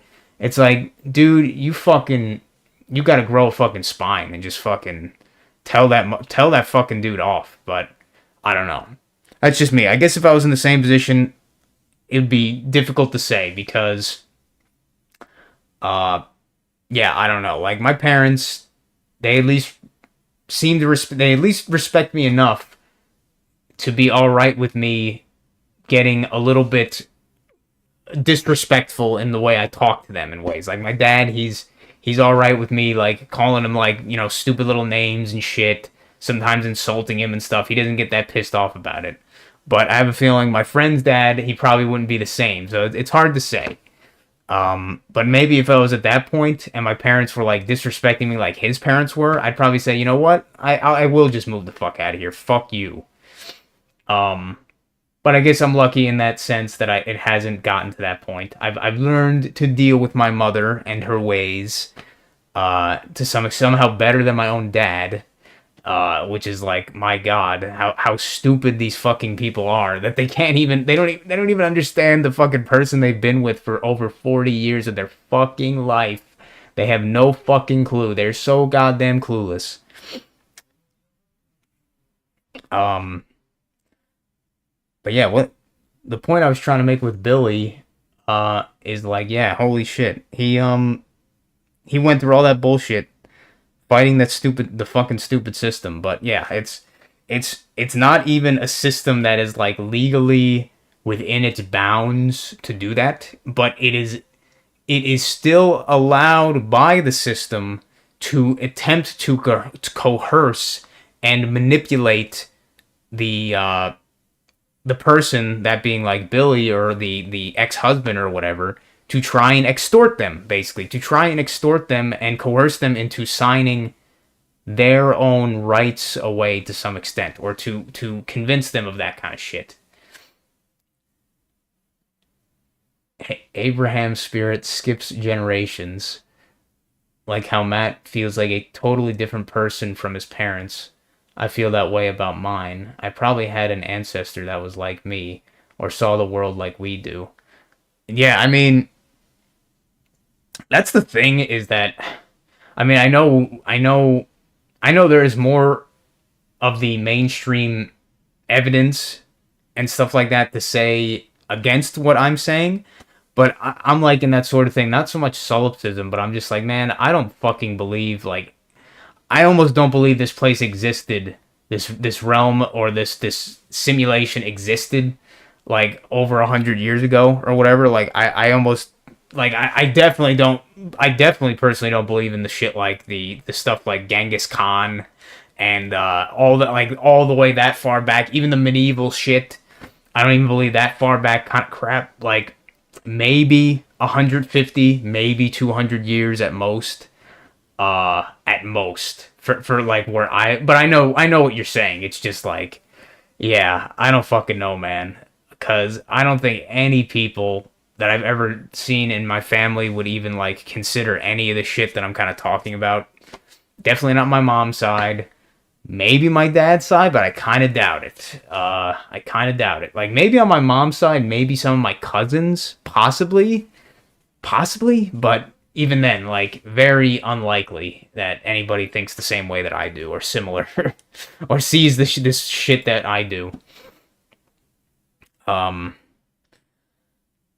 mean, it's hilarious too, because my brother, he's been acting like a basket case, like whatever, like completely fucking fucked up after after the tranny broke up with him and shit. Like, now he's like calling my mom like every day almost to like talk to her and shit. And I'm just like, dude, I don't know. It's all of this because, like, these people that are so desperate they need to be in some kind of relationship. It seems to be knowledge that's distributed arbitrarily. It's strange. It's knowledge from the aether is the best way I can put it. Yeah, I mean, I guess I just kind of look at it almost because I know that some people say with the NPC argument, like nobody's an NPC, everybody is just different levels. I think it's mostly fear of being alone with their own thoughts. Yeah, I think that's a lot of the same case. Like my brother, that is the thing. They're just afraid of being alone. They're afraid of hearing their own thoughts, and it's like their insecurity just makes it so they need to be with somebody, or they feel the need to be with somebody else like all the fucking time, and it's like goddamn. And then when they get that kind of way, you can see why people wouldn't want to be with them, because it's like it gets fucking obnoxious to have somebody that's that fucking needy. But like, I mean, he was so desperate to get in a relationship that he went with a fucking tranny of all things. Like, come the fuck on, dude. But it's funny too, because that other guy, that Synthetic Man channel that I showed you at least one video of or whatever, like, he knows so much of this shit with how like at least the red pill stuff, like how, you know, how women kind of are and stuff, how they act and all that. And he has been getting like surprisingly like desperate almost in some of his live streams where he's talking about like, you know, that it's that he needs to find like some woman or something like that. He needs to get in some kind of relationship. Like, it might not sound like that on the surface, but I could just kind of tell. Like, his problem, I could tell, is that he seems to think, maybe it is true for him, he seems to think that if he is able to get into some kind of relationship with a woman, that that'll be the solution to his problems. Whereas instead of having to solve the problems within himself, that's the real solution. Not from some outside source, not from Eve. Adam is not going to solve his problems through Eve. He needs to solve it through himself. But he doesn't seem to realize that. He thinks that getting a woman is going to solve his problems. And really, it's probably just going to add more problems in most cases. But it's I think, and this guy does have self-reflection. Like, he knows, he does notice his own problems, but his problem is that I guess he's too afraid to deal with them himself. He is too afraid to put action to solve his problems. But I guess I can't say much because I'm not in that state of like insecurity and anxiety or whatever, social anxiety, that I can't resolve some of the internal struggles that I have or whatever. So, but him thinking that a woman is going to solve his problems is like, it's not.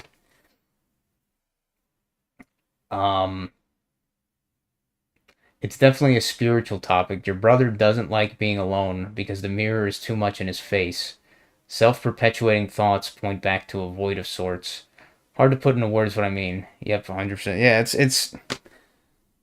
it's and you can't just, I mean, with most of these guys, they won't, you know, obviously take like any of that stuff that you say, so it doesn't really matter. It's kind of just psychoanalyzing and stuff, saying, yeah, you know, these people have to solve their own problem. It's like even my dad has enough sense to realize that, is that with at least the way he described it with my mom's mother, my grandmother, is that you can't love others really until you start to love yourself.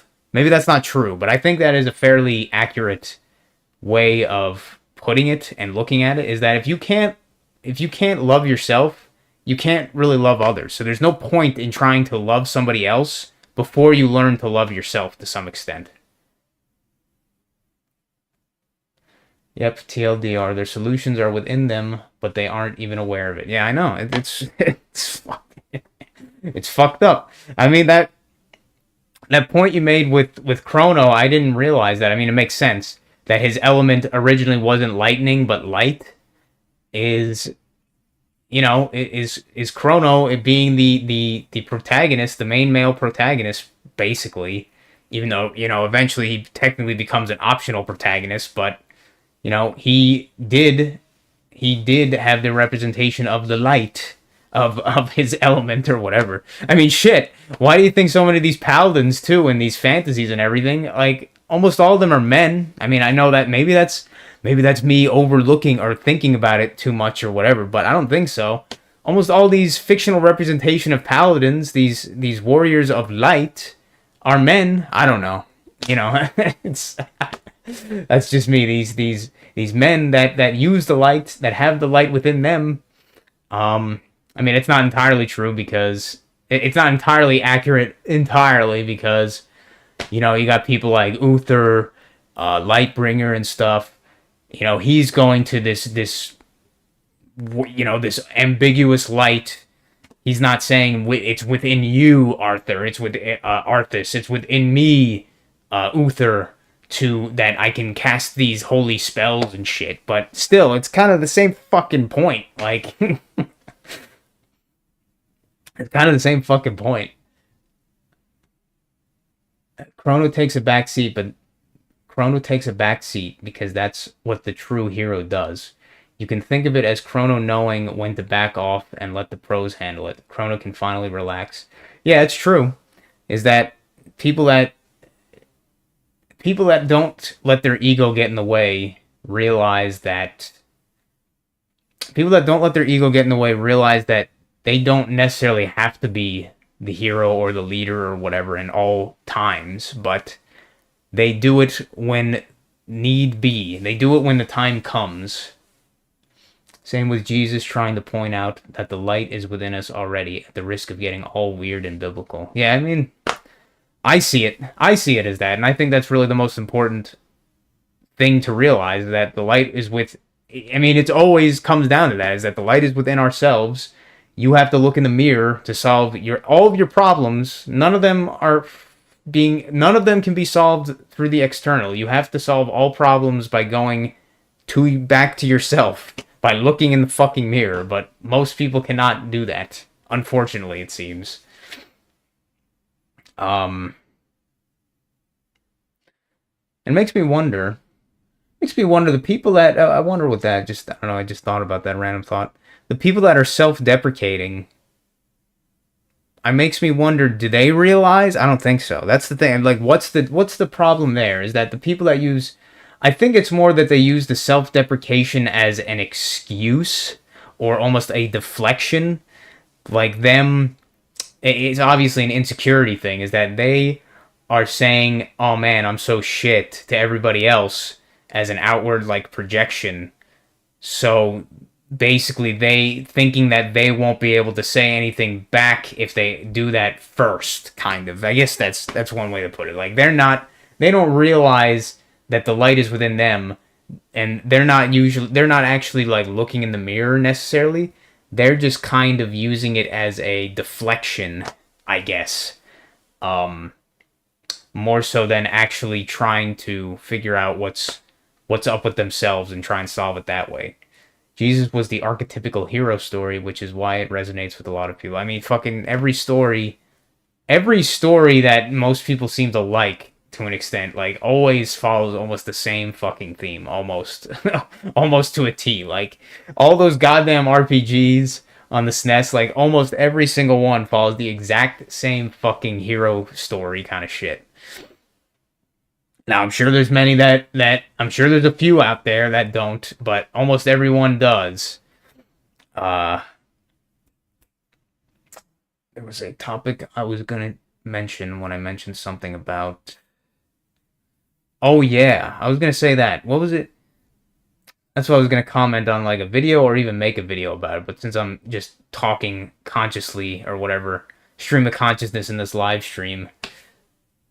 I was gonna say. Oh yeah, no, you mentioned that, or Billy mentioned that, and then you mentioned it too. Saying that the people like Blackpilled, that Blackpilled channel or whatever, is that they'll complain or like point out all the bad things or like all that's wrong with stuff, but they won't give solutions. And with that in mind, like while I agree with that, it makes me think, like, do I, with how much I complain about stuff, do I give solutions really? And I guess I do. I guess, like, basically what we just talked about to some extent is that the solution is, it kind of always is the same thing. It's a very generic thing. The solution is Always pointing back at yourself. The solution is within you. That's where all solutions come from and point towards is yourself. So I guess that's my solution. Now, would that automatically make the black pilled guy not those kind of complainers if he said something like that? Maybe, but yeah, I don't know. Like, do I give practical solutions for any of the stuff that I talk about? Sometimes. But I realize that a lot of these quote-unquote practical solutions are usually very biased towards my own experiences, advice. That's why I don't really try to give much advice for specific people. Maybe I'll give my own experiences and then how I did something like.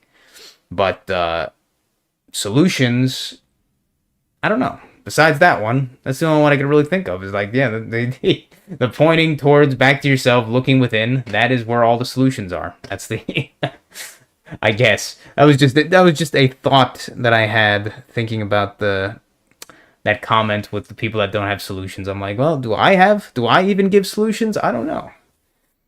I think I give more solutions than they do, but maybe I still don't give enough. I don't know. But yeah, like, can you even really give any solutions besides that one? When someone asks for advice, that's them usually passing the buck. If you offer a solution, they now have a potential scapegoat in case something goes wrong. Yeah. And also at the end of the day, I mean, maybe this is wrong, potentially, but I think that also is the case is that unless somebody's specifically asking for help in some way or asking for advice or something like that, that's the only time that they might even potentially listen at all. If you just give advice without them first kind of like giving you permission to do so or whatever, it's basically completely a waste of time because they're almost 100% not going to listen. At least that's always been my experience. They just want to complain and vent.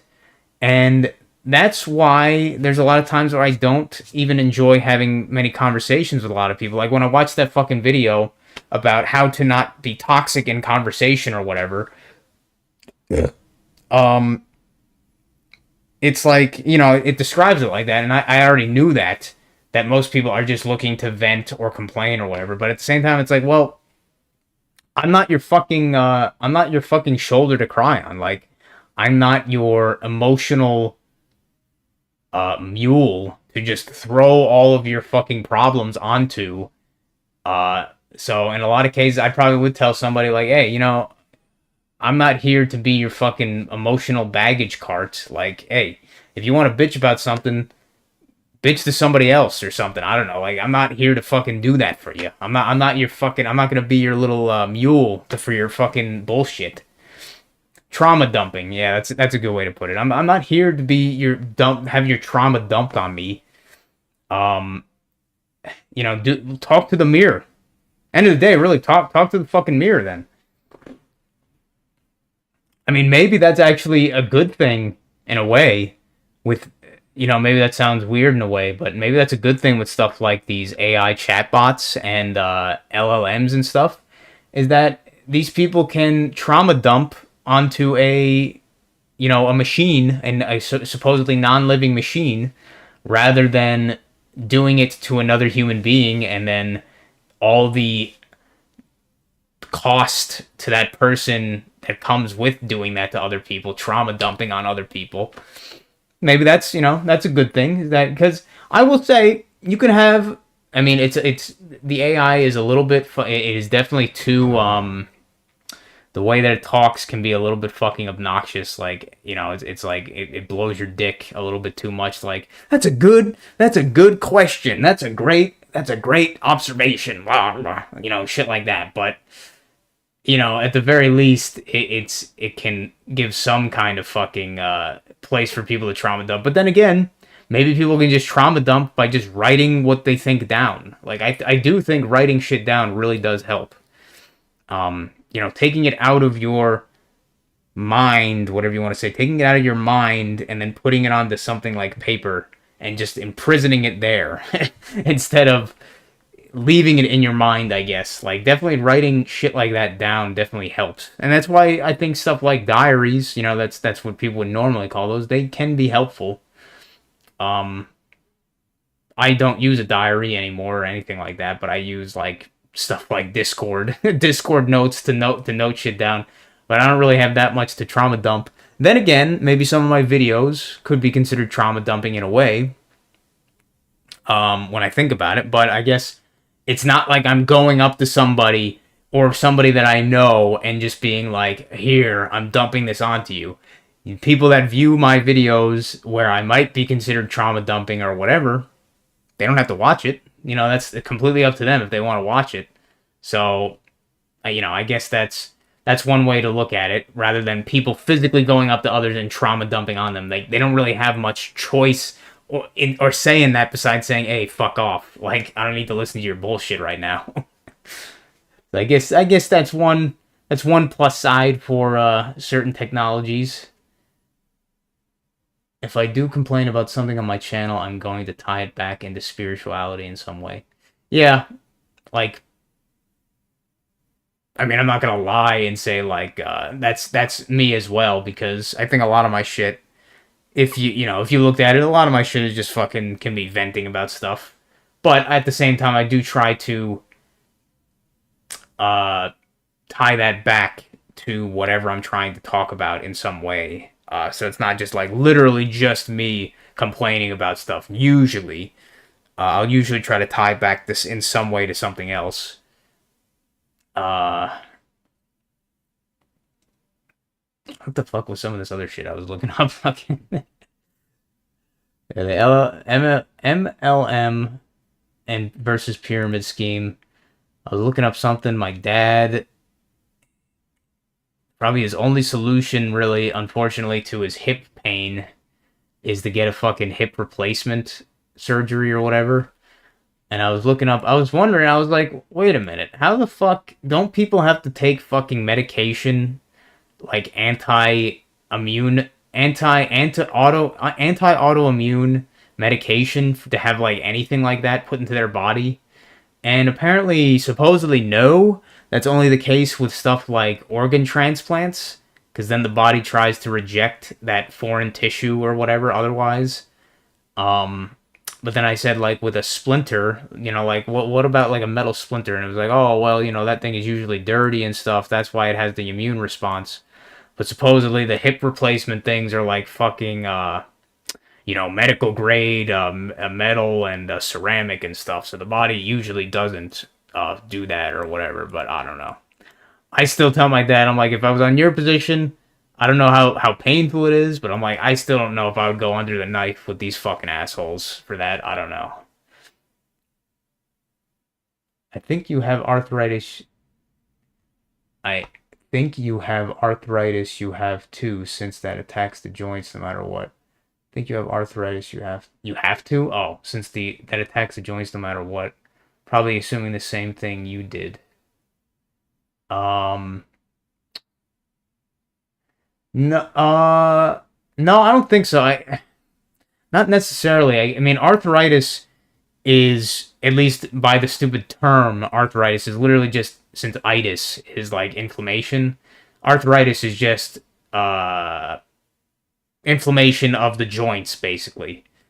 In his case, the supposed diagnosis from looking at x-rays and shit is that he has severe osteoarthritis, which is basically, in English, you know, severe wearing down of the hip socket, in this case, of the hip socket stuff, material in it. It's like the stuff that lubricates the joints, the stuff is worn down and the bone is slightly, like, porous now and stuff. So it's, like, worn down, so there's pain and inflammation from that movements of, like, basically, instead of metal to metal for, like, a machine comparison, it's bone to bone, kind of.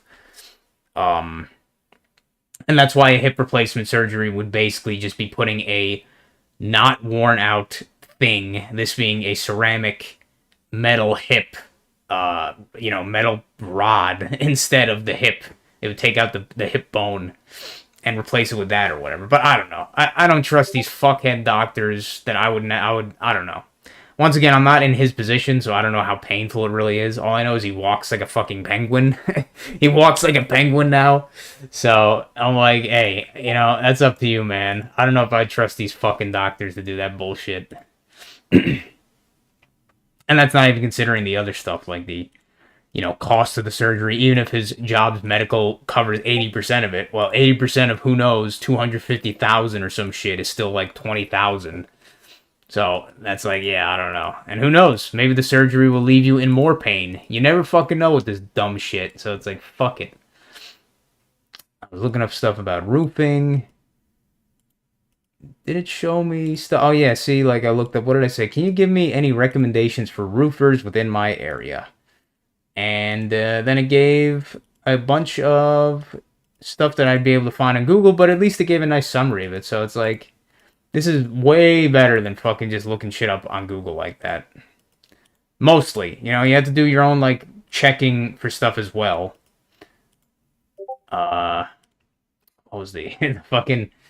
How to deal with a severe cat allergy without getting rid of the cat. And then, what was it? Supposedly the, Feel D1 is a protein found in cat saliva, skin flakes, urine, and fur. This protein become airborne, stick to surfaces, blah, blah, blah, blah. That's the main thing that causes the allergic reaction to cats. And my dad and I definitely have that somewhat bad, but I think we've at least adapted to it a fair amount. But the fact that they have the cat Buddy come into their room all the time and he gets his fur everywhere and shit, my dad was definitely having the most severe reactions to it. So that's why he's been taking that medication to basically deal with the allergy symptoms and stuff. And it's been working very well. But me, I would probably feel like I'd have to do the same thing if I let Buddy in the room as well with me, because holy shit, I would not be able to fucking sleep at all with some of that bullshit. Reminds me that my cat fractal slow down, at least for me. Oh, yeah. I don't know. Has there been any... I mean, the Kevin James one, I guess. Kevin James fractal, I haven't been really paying that much attention, I guess. I haven't seen much of that kind of stuff pop up, even though I do notice some synchronicity stuff. Always the numbers, 311, 911, 33s fucking everywhere. 33s everywhere, all the fucking time. Yeah, that Kevin James Jelly Roll bullshit. I'm like, what the fuck? I didn't even know who Jelly Roll was. I knew who Kevin James was just because of King of Queens, but I'm like, wait, really? 88's are still going crazy. Yeah, fucking, for me, it's the fucking 33s. I mean, look how close they are to each other anyway, the fucking 88 and 33. You just take out, like, 2 sections, then boom, you got 33. What was it? Something I thought... Oh, that was something I thought about. What was it? Some shape I thought about was literally like the 33 I just thought about. Oh, yeah, that was it. I don't know why I thought about that a few hours... Like, I think this morning. The fuck was it? Like, cartoon heart shape. So, like, the way that, you know, like a heart... like an actual anatomically accurate human heart or whatever, looks nothing like the cartoon heart. Yeah, hooray for Schizoar, yeah. It looks nothing like a cartoon heart. But then you have to think, like, why do we draw hearts like that then? Like, why has that always been the case? Why do we draw hearts like that? And then it just kind of made me think. I was like, wait a minute. The heart... The top of the heart of the cartoon heart, it looks a lot like a 3. It looks like a lot like a 3. And then if you have that, the bottom part is like a triangle when you take out that part with the 3. And a triangle has 3 sides. So you got fucking 33. Because you got the 3, and then you have the triangle at the bottom, which is 3 sided. So you got the fucking 33. I think you could probably tell what I'm putting down, but yeah, you got the 3 that looks better than this one. You got the 3, and then you got the triangle, which has 3 sides, 33. So to me, the cartoon heart looks like a 33. Now, yeah, that's definitely some schizo shit, but I don't know why the fuck I thought about it like either today or yet earlier today or yesterday, but I was like, wait a minute. I was like, motherfucker, triangle and a fucking 3. I think the triangle, man, that's like the biggest fucking that's like the biggest thing. Like one thing I learned in I don't know what we had, like a CAD class, like the program CAD for like AutoCAD class I remember in high school. And yeah, like apparently the triangle is like the most structurally sound shape or some shit like that. I watched the guy stamp hearts on a piece of bread to make fancy toast. Funny you brought up the cartoon heart. Yeah, man. But fucking triangles, man. I think that's one of my fractals now. Is like everything is fucking triangles. Everything leads back to 3, man. It literally everything. This fucking reality is made out of 3s. Let's see. What is the Matrix code graphic look like? Isn't it 1s and 0s? I'm like, man, it shouldn't be 1s and 0s or whatever. It should be fucking 3s because that seems to be this reality. Everything fucking leads back to 3s in some way, shape, or form. Fuck these 1s or 0s, man. It's 3. That was always a thing that I wondered. I remember in fucking my stupid digital logic or whatever class in college. I always thought, why is everything 1 and 0? Why is everything binary, 1 or 0, on or off? I was like, why would they not design this stuff? Because the logic, the logic is, at least in terms of the computer logic or whatever, is that is that 1 or 0 are two different states of a voltage, basically. So like say between 2 points you have a voltage of 3 volts and a positive or negative, like negative 3 volts or positive 3 volts or whatever. Basically either one way is pushing the other or the other way is pushing that the other way or whatever. I'm doing a terrible way of describing it, but that is how supposedly the computer reads every 1 or 0 is basically a signal of on or off. That's the logic behind it. On or off based on these voltage ranges of something, a voltage range. But I was thinking, if it's a range of voltage, why the fuck does it need to only have 2 fucking states? Why does it only have to have 2 states? That's fucking stupid. Why not have at least like 3? Why not have 3 states? Why couldn't you have 3 states? You have 3 states that are 3 different states that are just 3 different ranges of voltage that it's reading at. Like, then you can have logic that has not just on or off, but maybe or whatever, like a maybe between on or off or something. Like 3 different states. You could do so much potentially with that, I think, at least. I'm sure these egghead fucking assholes that all they ever read was their fucking their college textbooks, and they know nothing else than that, would say anything that, that's completely ridiculous. Like, you just don't understand. But they would never be able to give an actual reason why there can't be 3 states in digital logic. Like, why can't there be multiple states? I don't know. It's just fucking... It's one of those fucking another reality breaking bullshit with this science nonsense. I'm like, there is no real good reason that you can only have 2, an on or off state with this digital logic shit. You should be able to easily have 3. I don't know. And then they give this shit, oh yeah, it's more efficient this way with the 8 bits and stuff. Like, fuck you.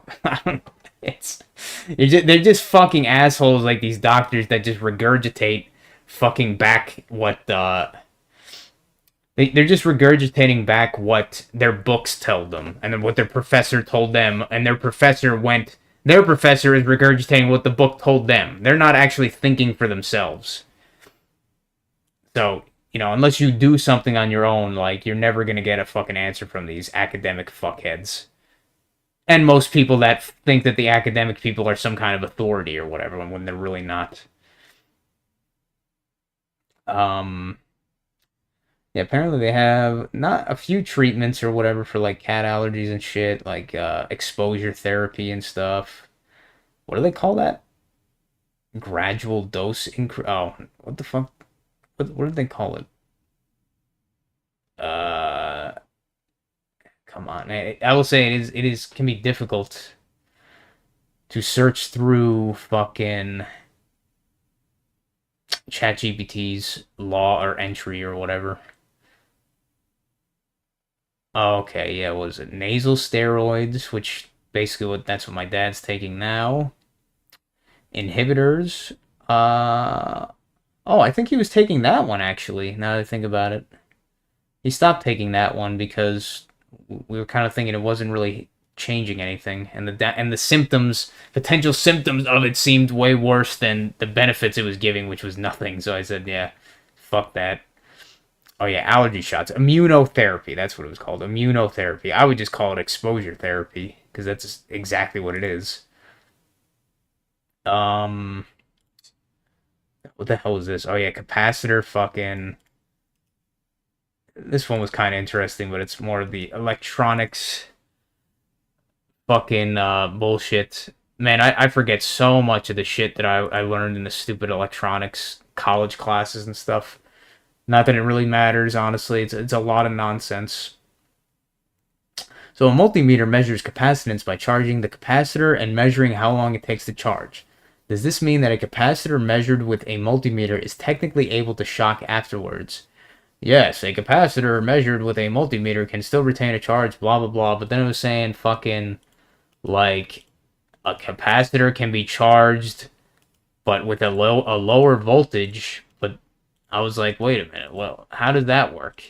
But then it made the comparison, oh, it's like a bucket, but then you have a bucket that is filled, but then you could also have a bucket that is filled with a different water pressure. And then I was just thinking that's like kind of a shit comparison because not really. Like if you just have a bucket, the water pressure is usually like zero, whatever gravity would be that's pushing down on the water. That's what the pressure is. So it's not a great comparison, but I guess it kind of works. But like yeah, you could have a capacitor that's charged at 5 volts that has a capacitance of 45 what the microfarads, but you could also have a capacitor that is 45 microfarads that is charged with 100 volts, which would be much more energy stored within it than the 5-volt one. So I was like, okay, that's kind of weird. Like, explain that to me. And I think it explained it fairly well, even though it's still not the greatest shit that it gave, but, you know. And what, oh yeah, I looked up fucking what to do with grapes, because she bought some fucking grapes, and I was like, well, no one's gonna eat these fucking grapes, so maybe I could do something, cook something with these fucking things. There was a bunch of other shit that I looked up. R22 availability in the US, blah blah blah. AC units. I was looking up shit with Frog's character because I was curious. I was like, so how did he talk? And I was like, you probably don't know much about to chat GPT. I was like, you probably don't know much about the Japanese version of these characters and shit, but supposedly it did. Yeah. And supposedly the way Frog talked in Japanese was not like the American what the fuck? Woolly? Was it Woolly? Yeah, the Woollyism or whatever. It wasn't like the Woollyism kind of like really ridiculously emphasized Shakespearean speech. Woosley. It wasn't the ridiculously emphasized like Woosley stuff with the Shakespearean shit, but it was still a very proper way of speaking in Japanese, I guess. I guess sort of how a samurai might speak or some shit, like very proper. But then I also read like, yeah, I guess in English, the ones that weren't translated by Woosley I saw them. I'm like, yeah, they look fucking like it's formal, but it is boring. It's really fucking boring. I don't like the. I wonder if Frog was less depressed than the JP version, possibly. Let's ask it. Let's ask it. Let's ask it. Let's see what it says. So, in the English translation done by Ted Woosley, Frog seems very down and seems very depressed and down on himself in many situations. Is this the same in the Japanese translation? Or the original Japanese translation? Now let's see if ChatGPT fucking hallucinates some bullshit here. I mean, I won't be able to tell because I don't know what the fuck he said he's like in the Japanese version, but let's see what ChatGPT makes up here. Who knows? Excellent observation. And you're absolutely right to pick up on that. Ted Woosley's localization of Chrono Trigger gave Frog a very somber, self-loathing tone in many of his lines, especially when reflecting on Cyrus. I mean, it's fucking right about this shit, I'll give it that. So it does know some shit here. Especially when reflecting on Cyrus's death or his failure to protect others. But in the original Japanese version, while Frog is still serious and burdened by guilt, he's betrayed with more quiet dignity than overt self-pity. Oh, okay. Quiet dignity than overt self-pity. Okay, so apparently in the Japanese version, he is not that as emo. But let's see. English, Ted Woosley's SNES version. Frog often sounds like he's wallowing in regret. He uses dramatic, emotionally heavy language like, "Mine honor hath been stained by the blood of thy friend, I am a failure." When does he say that? Mine honor hath been stained by the blood of thy friend, I am a failure. Maybe that's when he's talking about Chrono, possibly, because that's definitely when he's not... That's not... Because I don't think any of this stuff he talks about... I don't think any of this stuff he talks about directly with Cyrus, especially when he's not a frog yet, he doesn't speak like that. So I think he's talking about when Chrono dies. I think. I could be wrong, though. This makes him come across as tragic and tormented, a knight haunted by his past. Yeah, that's what I'm guessing. Might be when Chrono dies and you speak to Frog at the end of time. That's what I'm guessing. Wow, yeah, I am a failure. That really is fucking emo. Japanese version. Frog. Huh? I don't know how to say that. It's like Keanu, almost Keanu Reeves. Karu. Maybe that's how you say frog in Japanese. Karu is still grieving the loss of his friend Cyrus and clearly feels a deep responsibility, but his tone is more reserved and introspective, not melodramatic. He speaks in formal, polite language, sometimes with humble self-deprecation, but not excessive self-loathing. Instead of saying, "I'm a failure," for example, he might say something closer to, "I didn't have the strength." Yeah, I guess that's a little bit less emo, but still a little bit. This emphasizes regret and desire to improve rather than hopelessness. Why the difference? Ted Woosley had a very limited space due to cartridge memory constraints, so he had to compress and stylize dialogue.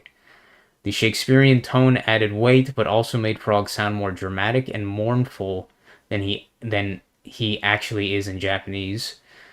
Japanese media often portrays honor and guilt with quiet understatement, while Woosley's localization leaned into Western tragic hero trope. I guess that makes sense. Thinking about the Japanese, how they, as I talked about with the difference in cultures, they are much less likely to kind of like outwardly talk about or speak about their shortcomings as well as their emotions. So they are much less likely to be kind of like self-loathing outwardly or whatever in that way, in a very dramatic way. Whereas in Woosley's translation, uh, he went for the more Western, like emotionally outward speaking kind of shit, I guess. Summary: Japanese frog, regretful, noble, stoic, humbly burdened. Woosley's frog, melancholic, poetic, tormented, and full of self-blame. So yes, he's serious in both versions, but the degree and flavor of his emotional tone are quite different. Would you like to see a direct comparison of a specific line from both versions? I mean, you already gave me one, kind of. Okay, well, I'll give ChatGPT that. I wasn't expecting that kind of breakdown. Might be, yeah. Oh, it's a frog noise, like a croak. Japanese love their noises turned into names. Yeah, they love their fucking, like, their version of automatopoeia or whatever. Fucking, that's like, that's, the fucking Japanese are goddamn in love with fucking puns. At least, like, so many of these fucking people in Japan, like, it's so much about fucking puns. Like, Toriyama, almost all of his names are fucking almost all of his character names, and I'm not gonna say they're necessarily bad. It's just, it's when you realize it, it's fucking kind of like becomes kind of obnoxious when you realize it's like, man, every fucking name is just a pun of something. It's like, but yeah, the Japanese really love their fucking automatopoeia. It's fucking weird. It's weird, but I guess it works. But it is like I told you, I said in that one video, I still like the American translation of, or the English translation localization for Earthbound more than I do the Japanese one. Even though I realize some of the enemies have slightly better names. They do have slightly better names because they do use some of that like pun and noise stuff to make some funny names. But I think generally in the English version, I think the enemies have better, more quirky and funny names, more memorable names like Ramblin'. What the fuck is it? God damn it. Strutting Mushroom. Strutting Mushroom, is that what the fuck it's called? I think that's one of them at least. Oops. Mobile. No, that's Mobile Sprout. Strutting Mushroom? That. Mushroom, Earthbound? I fucking forget. Earthbound. Strutting, oh yeah, Strutting Evil Mushroom. Strutting Evil Mushroom. Oh yeah, and then there's Ramblin' the Evil Mushroom. Yeah. Yeah. And I think there's some other variants. Or maybe that's the only two variants. I think it might be. Ramblin' Evil Mushrooms and Strutting Evil Mushrooms. Mobile Sprouts and shit. Yeah, I just like, I figure that's why you, Rudy, I figure that's why you like, you probably like Final Fantasy VI. I don't know why did I find that? I don't know why I found that somewhere, but I don't think I asked ChatGPT, but Final Fantasy VI, I guess the English translation was also done by Ted Woosley. So I guess there's a lot of Woosley vibes in Final Fantasy VI as well. I mean, I guess it makes sense that they're, Chrono Trigger and Final Fantasy VI were made by Square.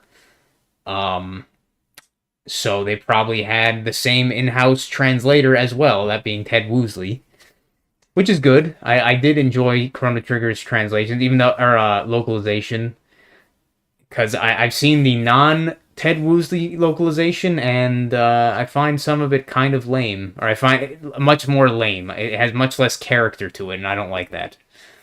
I enjoy the added character and shit, even though some of it, like people that say, oh, they can't understand Frog, fuck off. Like, I mean, most of the shit you can completely understand fine with what Frog is saying, even if it's hard to read initially sometimes. Like, come on, the fuck out of here.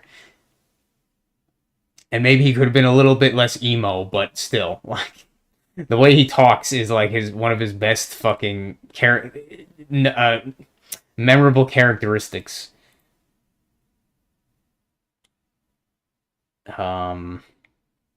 Wow. Yeah, I've had a lot of various conversations with ChatGPT, but this is what I'm saying is like it is so much better than like just a Google search at this point.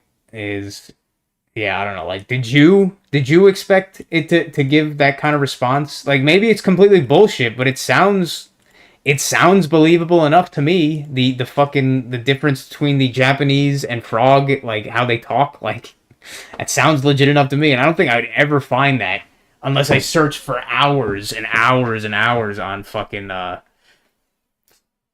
Google or whatever. Apparently, Woosley was a writer in Scarlet, in Secret of Evermore. Yeah, that makes total sense. Thanks, ChatGPT. uh, I guess I'll ask. What what games did Ted Woosley have a hand in translating into English? Ted Woosley is a well-known figure in the world of 1990s JRPG localization. He worked at Square, now Square Enix, during a during its peak, I would say, during a pivotal time, and responsible for localizing several major titles, often under tight deadlines and severe cartridge space limits, which shaped his translation style. Oh no, ChatGPT is gonna figure out that we know each other. That's what I. Oh no! How tragic. He translated Breath of Wow. Fucking guy had. I wonder if I doubt he got paid enough. Honestly, he probably got a fucking shitty hourly wage or whatever. Um, Final Fantasy VI. That's six, right? Yeah, Final Fantasy VI. Known for iconic lines like "Son of a submariner, I'm gonna rip your lungs out." Gonna rip your lungs out. He didn't translate Breath of Fire 2 and it shows. The translation for that game is terrible. Yeah, I've heard that. That's like one of the things I've heard about Breath of Fire 2 more than anything is that it had a really shit translation. That is pretty unfortunate. Um, I wonder who translated Lufia 2. Now I'm curious about that. Chrono Trigger, he was the only translator. Famous for Frog's Shakespearean speech and a surprisingly emotional and coherent story given the tight constraints. Widely praised as one of his best works, Secret of Mana. Translator suffered from extremely limited text space, which led to a choppy and minimal script. Woosley himself has acknowledged that the localization didn't do the game's original script full justice. Secret of Evermore, Woosley did not translate this one, but was involved with its development. This was a US-developed RPG by Square USA, often mistakenly thought to be his work because of the humor in the writing. Secret of Mana barely has a coherent story. I was kind of shocked to hear he translated it. Well, at least with ChatGPT, supposedly the excuse is that I guess he didn't have enough cartridge space to work with or some shit, supposedly. Breath of Fire, co-translation with Capcom. Woosley helped localize this title, although Capcom was the lead. It was one of the few cross-company collaborations at the time. Really? God damn. This guy well, I'll get okay, that makes sense because that was Square as well. Super Mario RPG Legend of the Seven Stars, notable for its whimsical tone, puns. Was there a lot of puns in that game? I don't even remember. And memorable lines, Bowser's reluctant alliances. Woosley's humor worked well here. Yeah, that's pretty funny. I do remember that shit. Bowser probably got most of his notable kind of personality from that game, really. You know, Nintendo kept Woosley's translation in the Super Mario RPG remaster, which is crazy. Yeah, that is crazy. And it makes you wonder, fucking cunts. I don't know. I mean, maybe they truly felt it was better to have it as the other ones. I don't know. I don't even want to see what they would have made that script if they changed it or whatever. It probably would have been so lame. Post-Square career. After leaving Square, Woosley worked for Real Time Associates, Microsoft, and Nexon. Among others, he was less involved in hands-on localization after the 1990s, but remained active in game development and publishing. Notes on style. Woosley's translations are often referred to as Woosleyisms, colorful, sometimes loose interpretations of the Japanese scripts that aim to capture feeling over literal translation. Some fans loved it, others felt he took too many liberties, but almost all agree he made the best of near impossible conditions. Would you like a breakdown of where his translations differed significantly from the original Japanese, or how he might have shaped our view of blah blah blah? No, I was gonna ask something. Breath of Fire, no. It said some shit. Fuck. It was something I was gonna ask. Something I was gonna ask. I don't know. Yeah, he supposedly translated Chrono Trigger in a month. Yeah, fuck. I mean, if that's true, goddamn. What was I gonna say about translators? Yeah,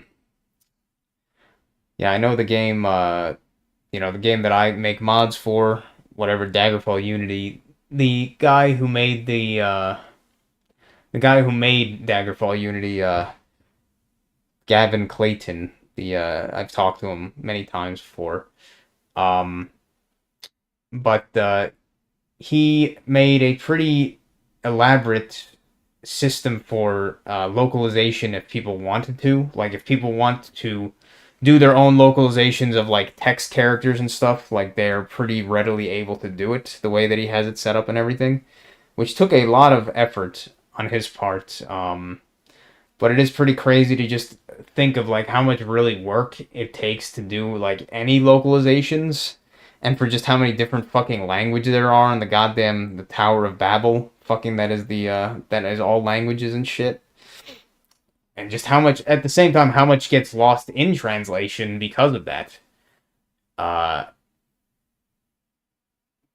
yeah, that's just a thing I remember always being curious about. Was like, goddamn, man, it takes a lot of fucking effort to translate just anything, let alone like an entire game script for an RPG and shit.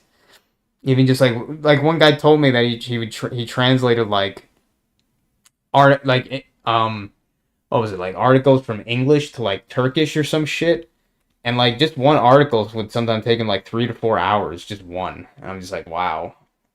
I could just imagine like an entire fucking game script. And then you also have to imagine just the way that these game scripts are probably given to them. Kind of like with voice actors, a lot of times they're not given necessarily context of what they're saying and what lines they're being given to say. So that's why they could sometimes, if they're given poor direction, that's why they could come off as like inappropriate tone for whatever they're saying in a certain time. Like, they're just kind of given these lines and they're just told like to say these lines, and without context in a lot of ways. And it's the same thing with these translations. Like, they're just given probably like almost like a text dump of lines. Yeah, Resident Evil 1. Yeah. Yeah, I mean, there's so many cases where these English translation companies or whatever would do such a shit job. Especially like voice acted translation stuff, they're like very unprofessionally done and stuff. Like, literally just people taken from their offices and told like, "Hey, can you read these lines?" kind of shit. That was especially prevalent. I mean, it still is, but it was especially prevalent back then, in the early days of video game popularity. But yeah, like, so somebody like Ted Woosley was probably just, for the most part, just kind of given like a whole fucking dump of like text and just said like translate it, and then just having to figure all that out and then like make a coherent story out of all of that and like connect all the stuff in your own mind to be like, all right, how does this story have to go? How am I going to translate these things to convey this stuff? Like, it's fucking crazy.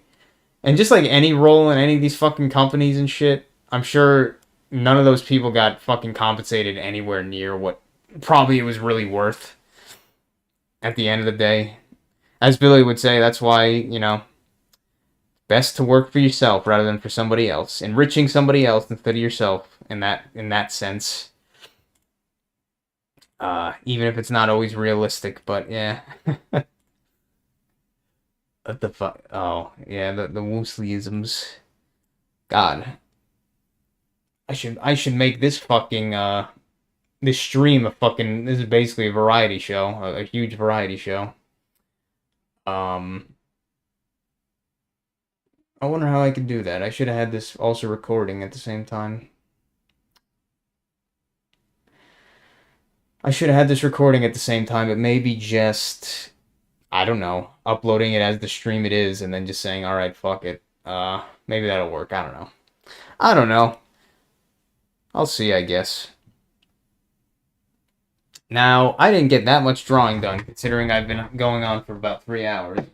But I did a little bit of one-point perspective. Downloaded from YouTube Studio and edit out the first hour. Yeah, that's... I guess I could do that. Yeah, can you download your own videos? I never thought about that. I guess it'll probably be extra compressed, but that's alright. Doesn't really fucking matter. I know in a lot of cases if you need to have YouTube Premium to download other people's videos, but you're probably right. I could probably download my own shit. At least however it gets, in whatever form it gets compressed on YouTube and shit. So that's a good idea. Was there anything else I was gonna feel like talking about? I don't know. I want to take a shower. Or not that I YouTube Premium encrypts, but when you download you own stuff, it's MP4. Your own stuff, it's MP4. Oh, okay. Yeah, that sounds perfect then. I'll probably do that because this was definitely more of a variety show than anything. I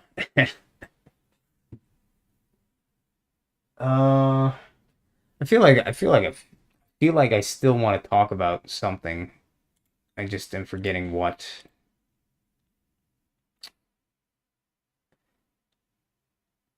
Like, when I downloaded your videos when your mic was messed up, I used a third-party program to download it and fixed all the audio. Oh, okay. So you actually downloaded from YouTube.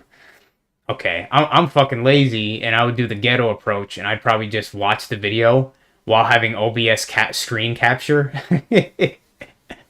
or screen capture or capture the audio and then just stop it when the video's over. I've done that with so many fucking songs and shit, but that's probably a better way to do it.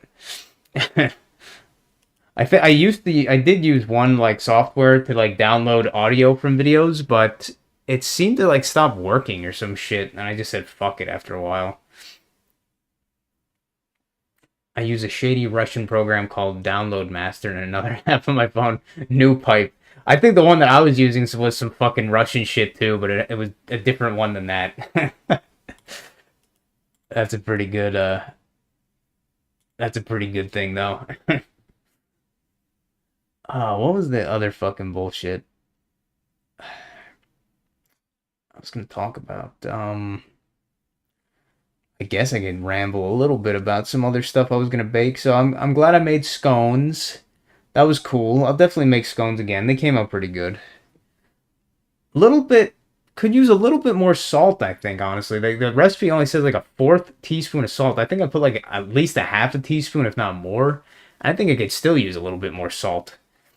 But probably some other stuff with a little bit more flavor could be added, but it's still pretty good. Good texture and everything. I want to make tiramisu,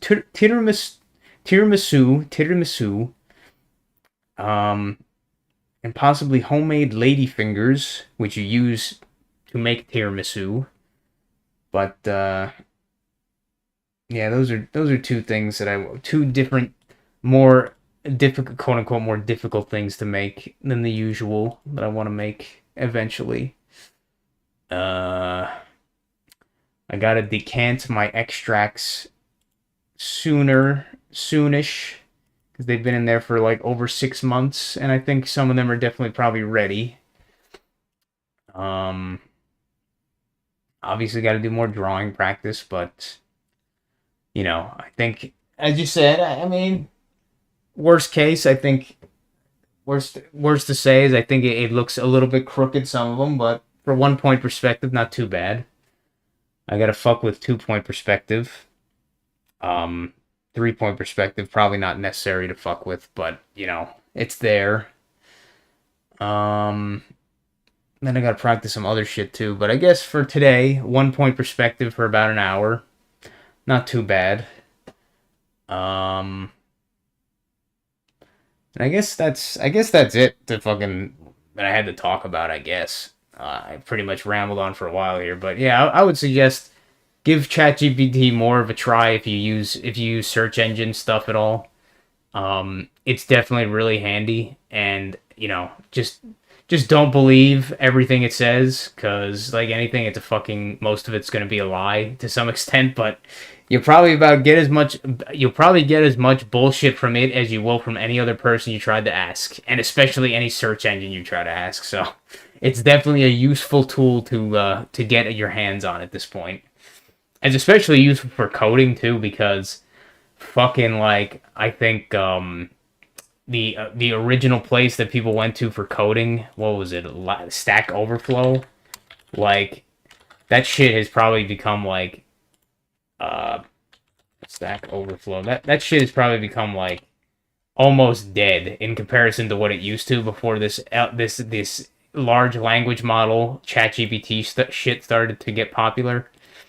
Because it was just, I mean, it worked, but it was also obnoxious because people would be fucking like, they would answer in very passive aggressive and obnoxious ways and shit, and like, oh, if you asked the same question, people would get all pissed off, like, oh, that's already been asked and stuff. So it was like trying to go through a bunch of bullshit just to get the fucking answer. But now, in a lot of cases, you can kind of just ask ChatGPT and it basically does most of that bullshit searching for you. So you don't have to deal with that. But, you know, as some people have said, potentially, well, that's it, you know, eventually it's going to get to the point where it's like, oh, well, it's just, there's not going to be enough for it to pull from, so the results from ChatGPT are just going to get worse and worse over time, which that's probably true, maybe. But for, hey, right now, it's pretty much the only viable option because the search engines themselves suck ass, so... and are purposely. I am sure. I'm almost certain that there's going to be within a few decades or something. There's going to be some falling out where Google just dies. Like Google itself, the website just dies. It becomes so unpopular, so fucked up on purpose that it just no longer gets used.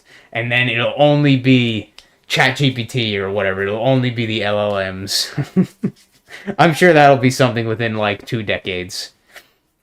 If not faster, because, you know, as this clown show is going Mach speed, I'm sure it's got plans to expedite all of those things. All right, but I think I've done enough rambling for tonight. I'm going to go do my pull-ups, and then I'm going to shave my face, and then I'm going to shower, and then maybe I'll try to re-upload this. Yeah, within Boomer's lifetime for sure. Yeah, most likely. More than likely.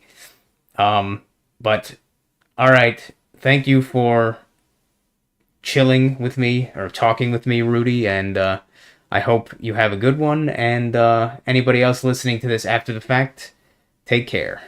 Peace, everybody.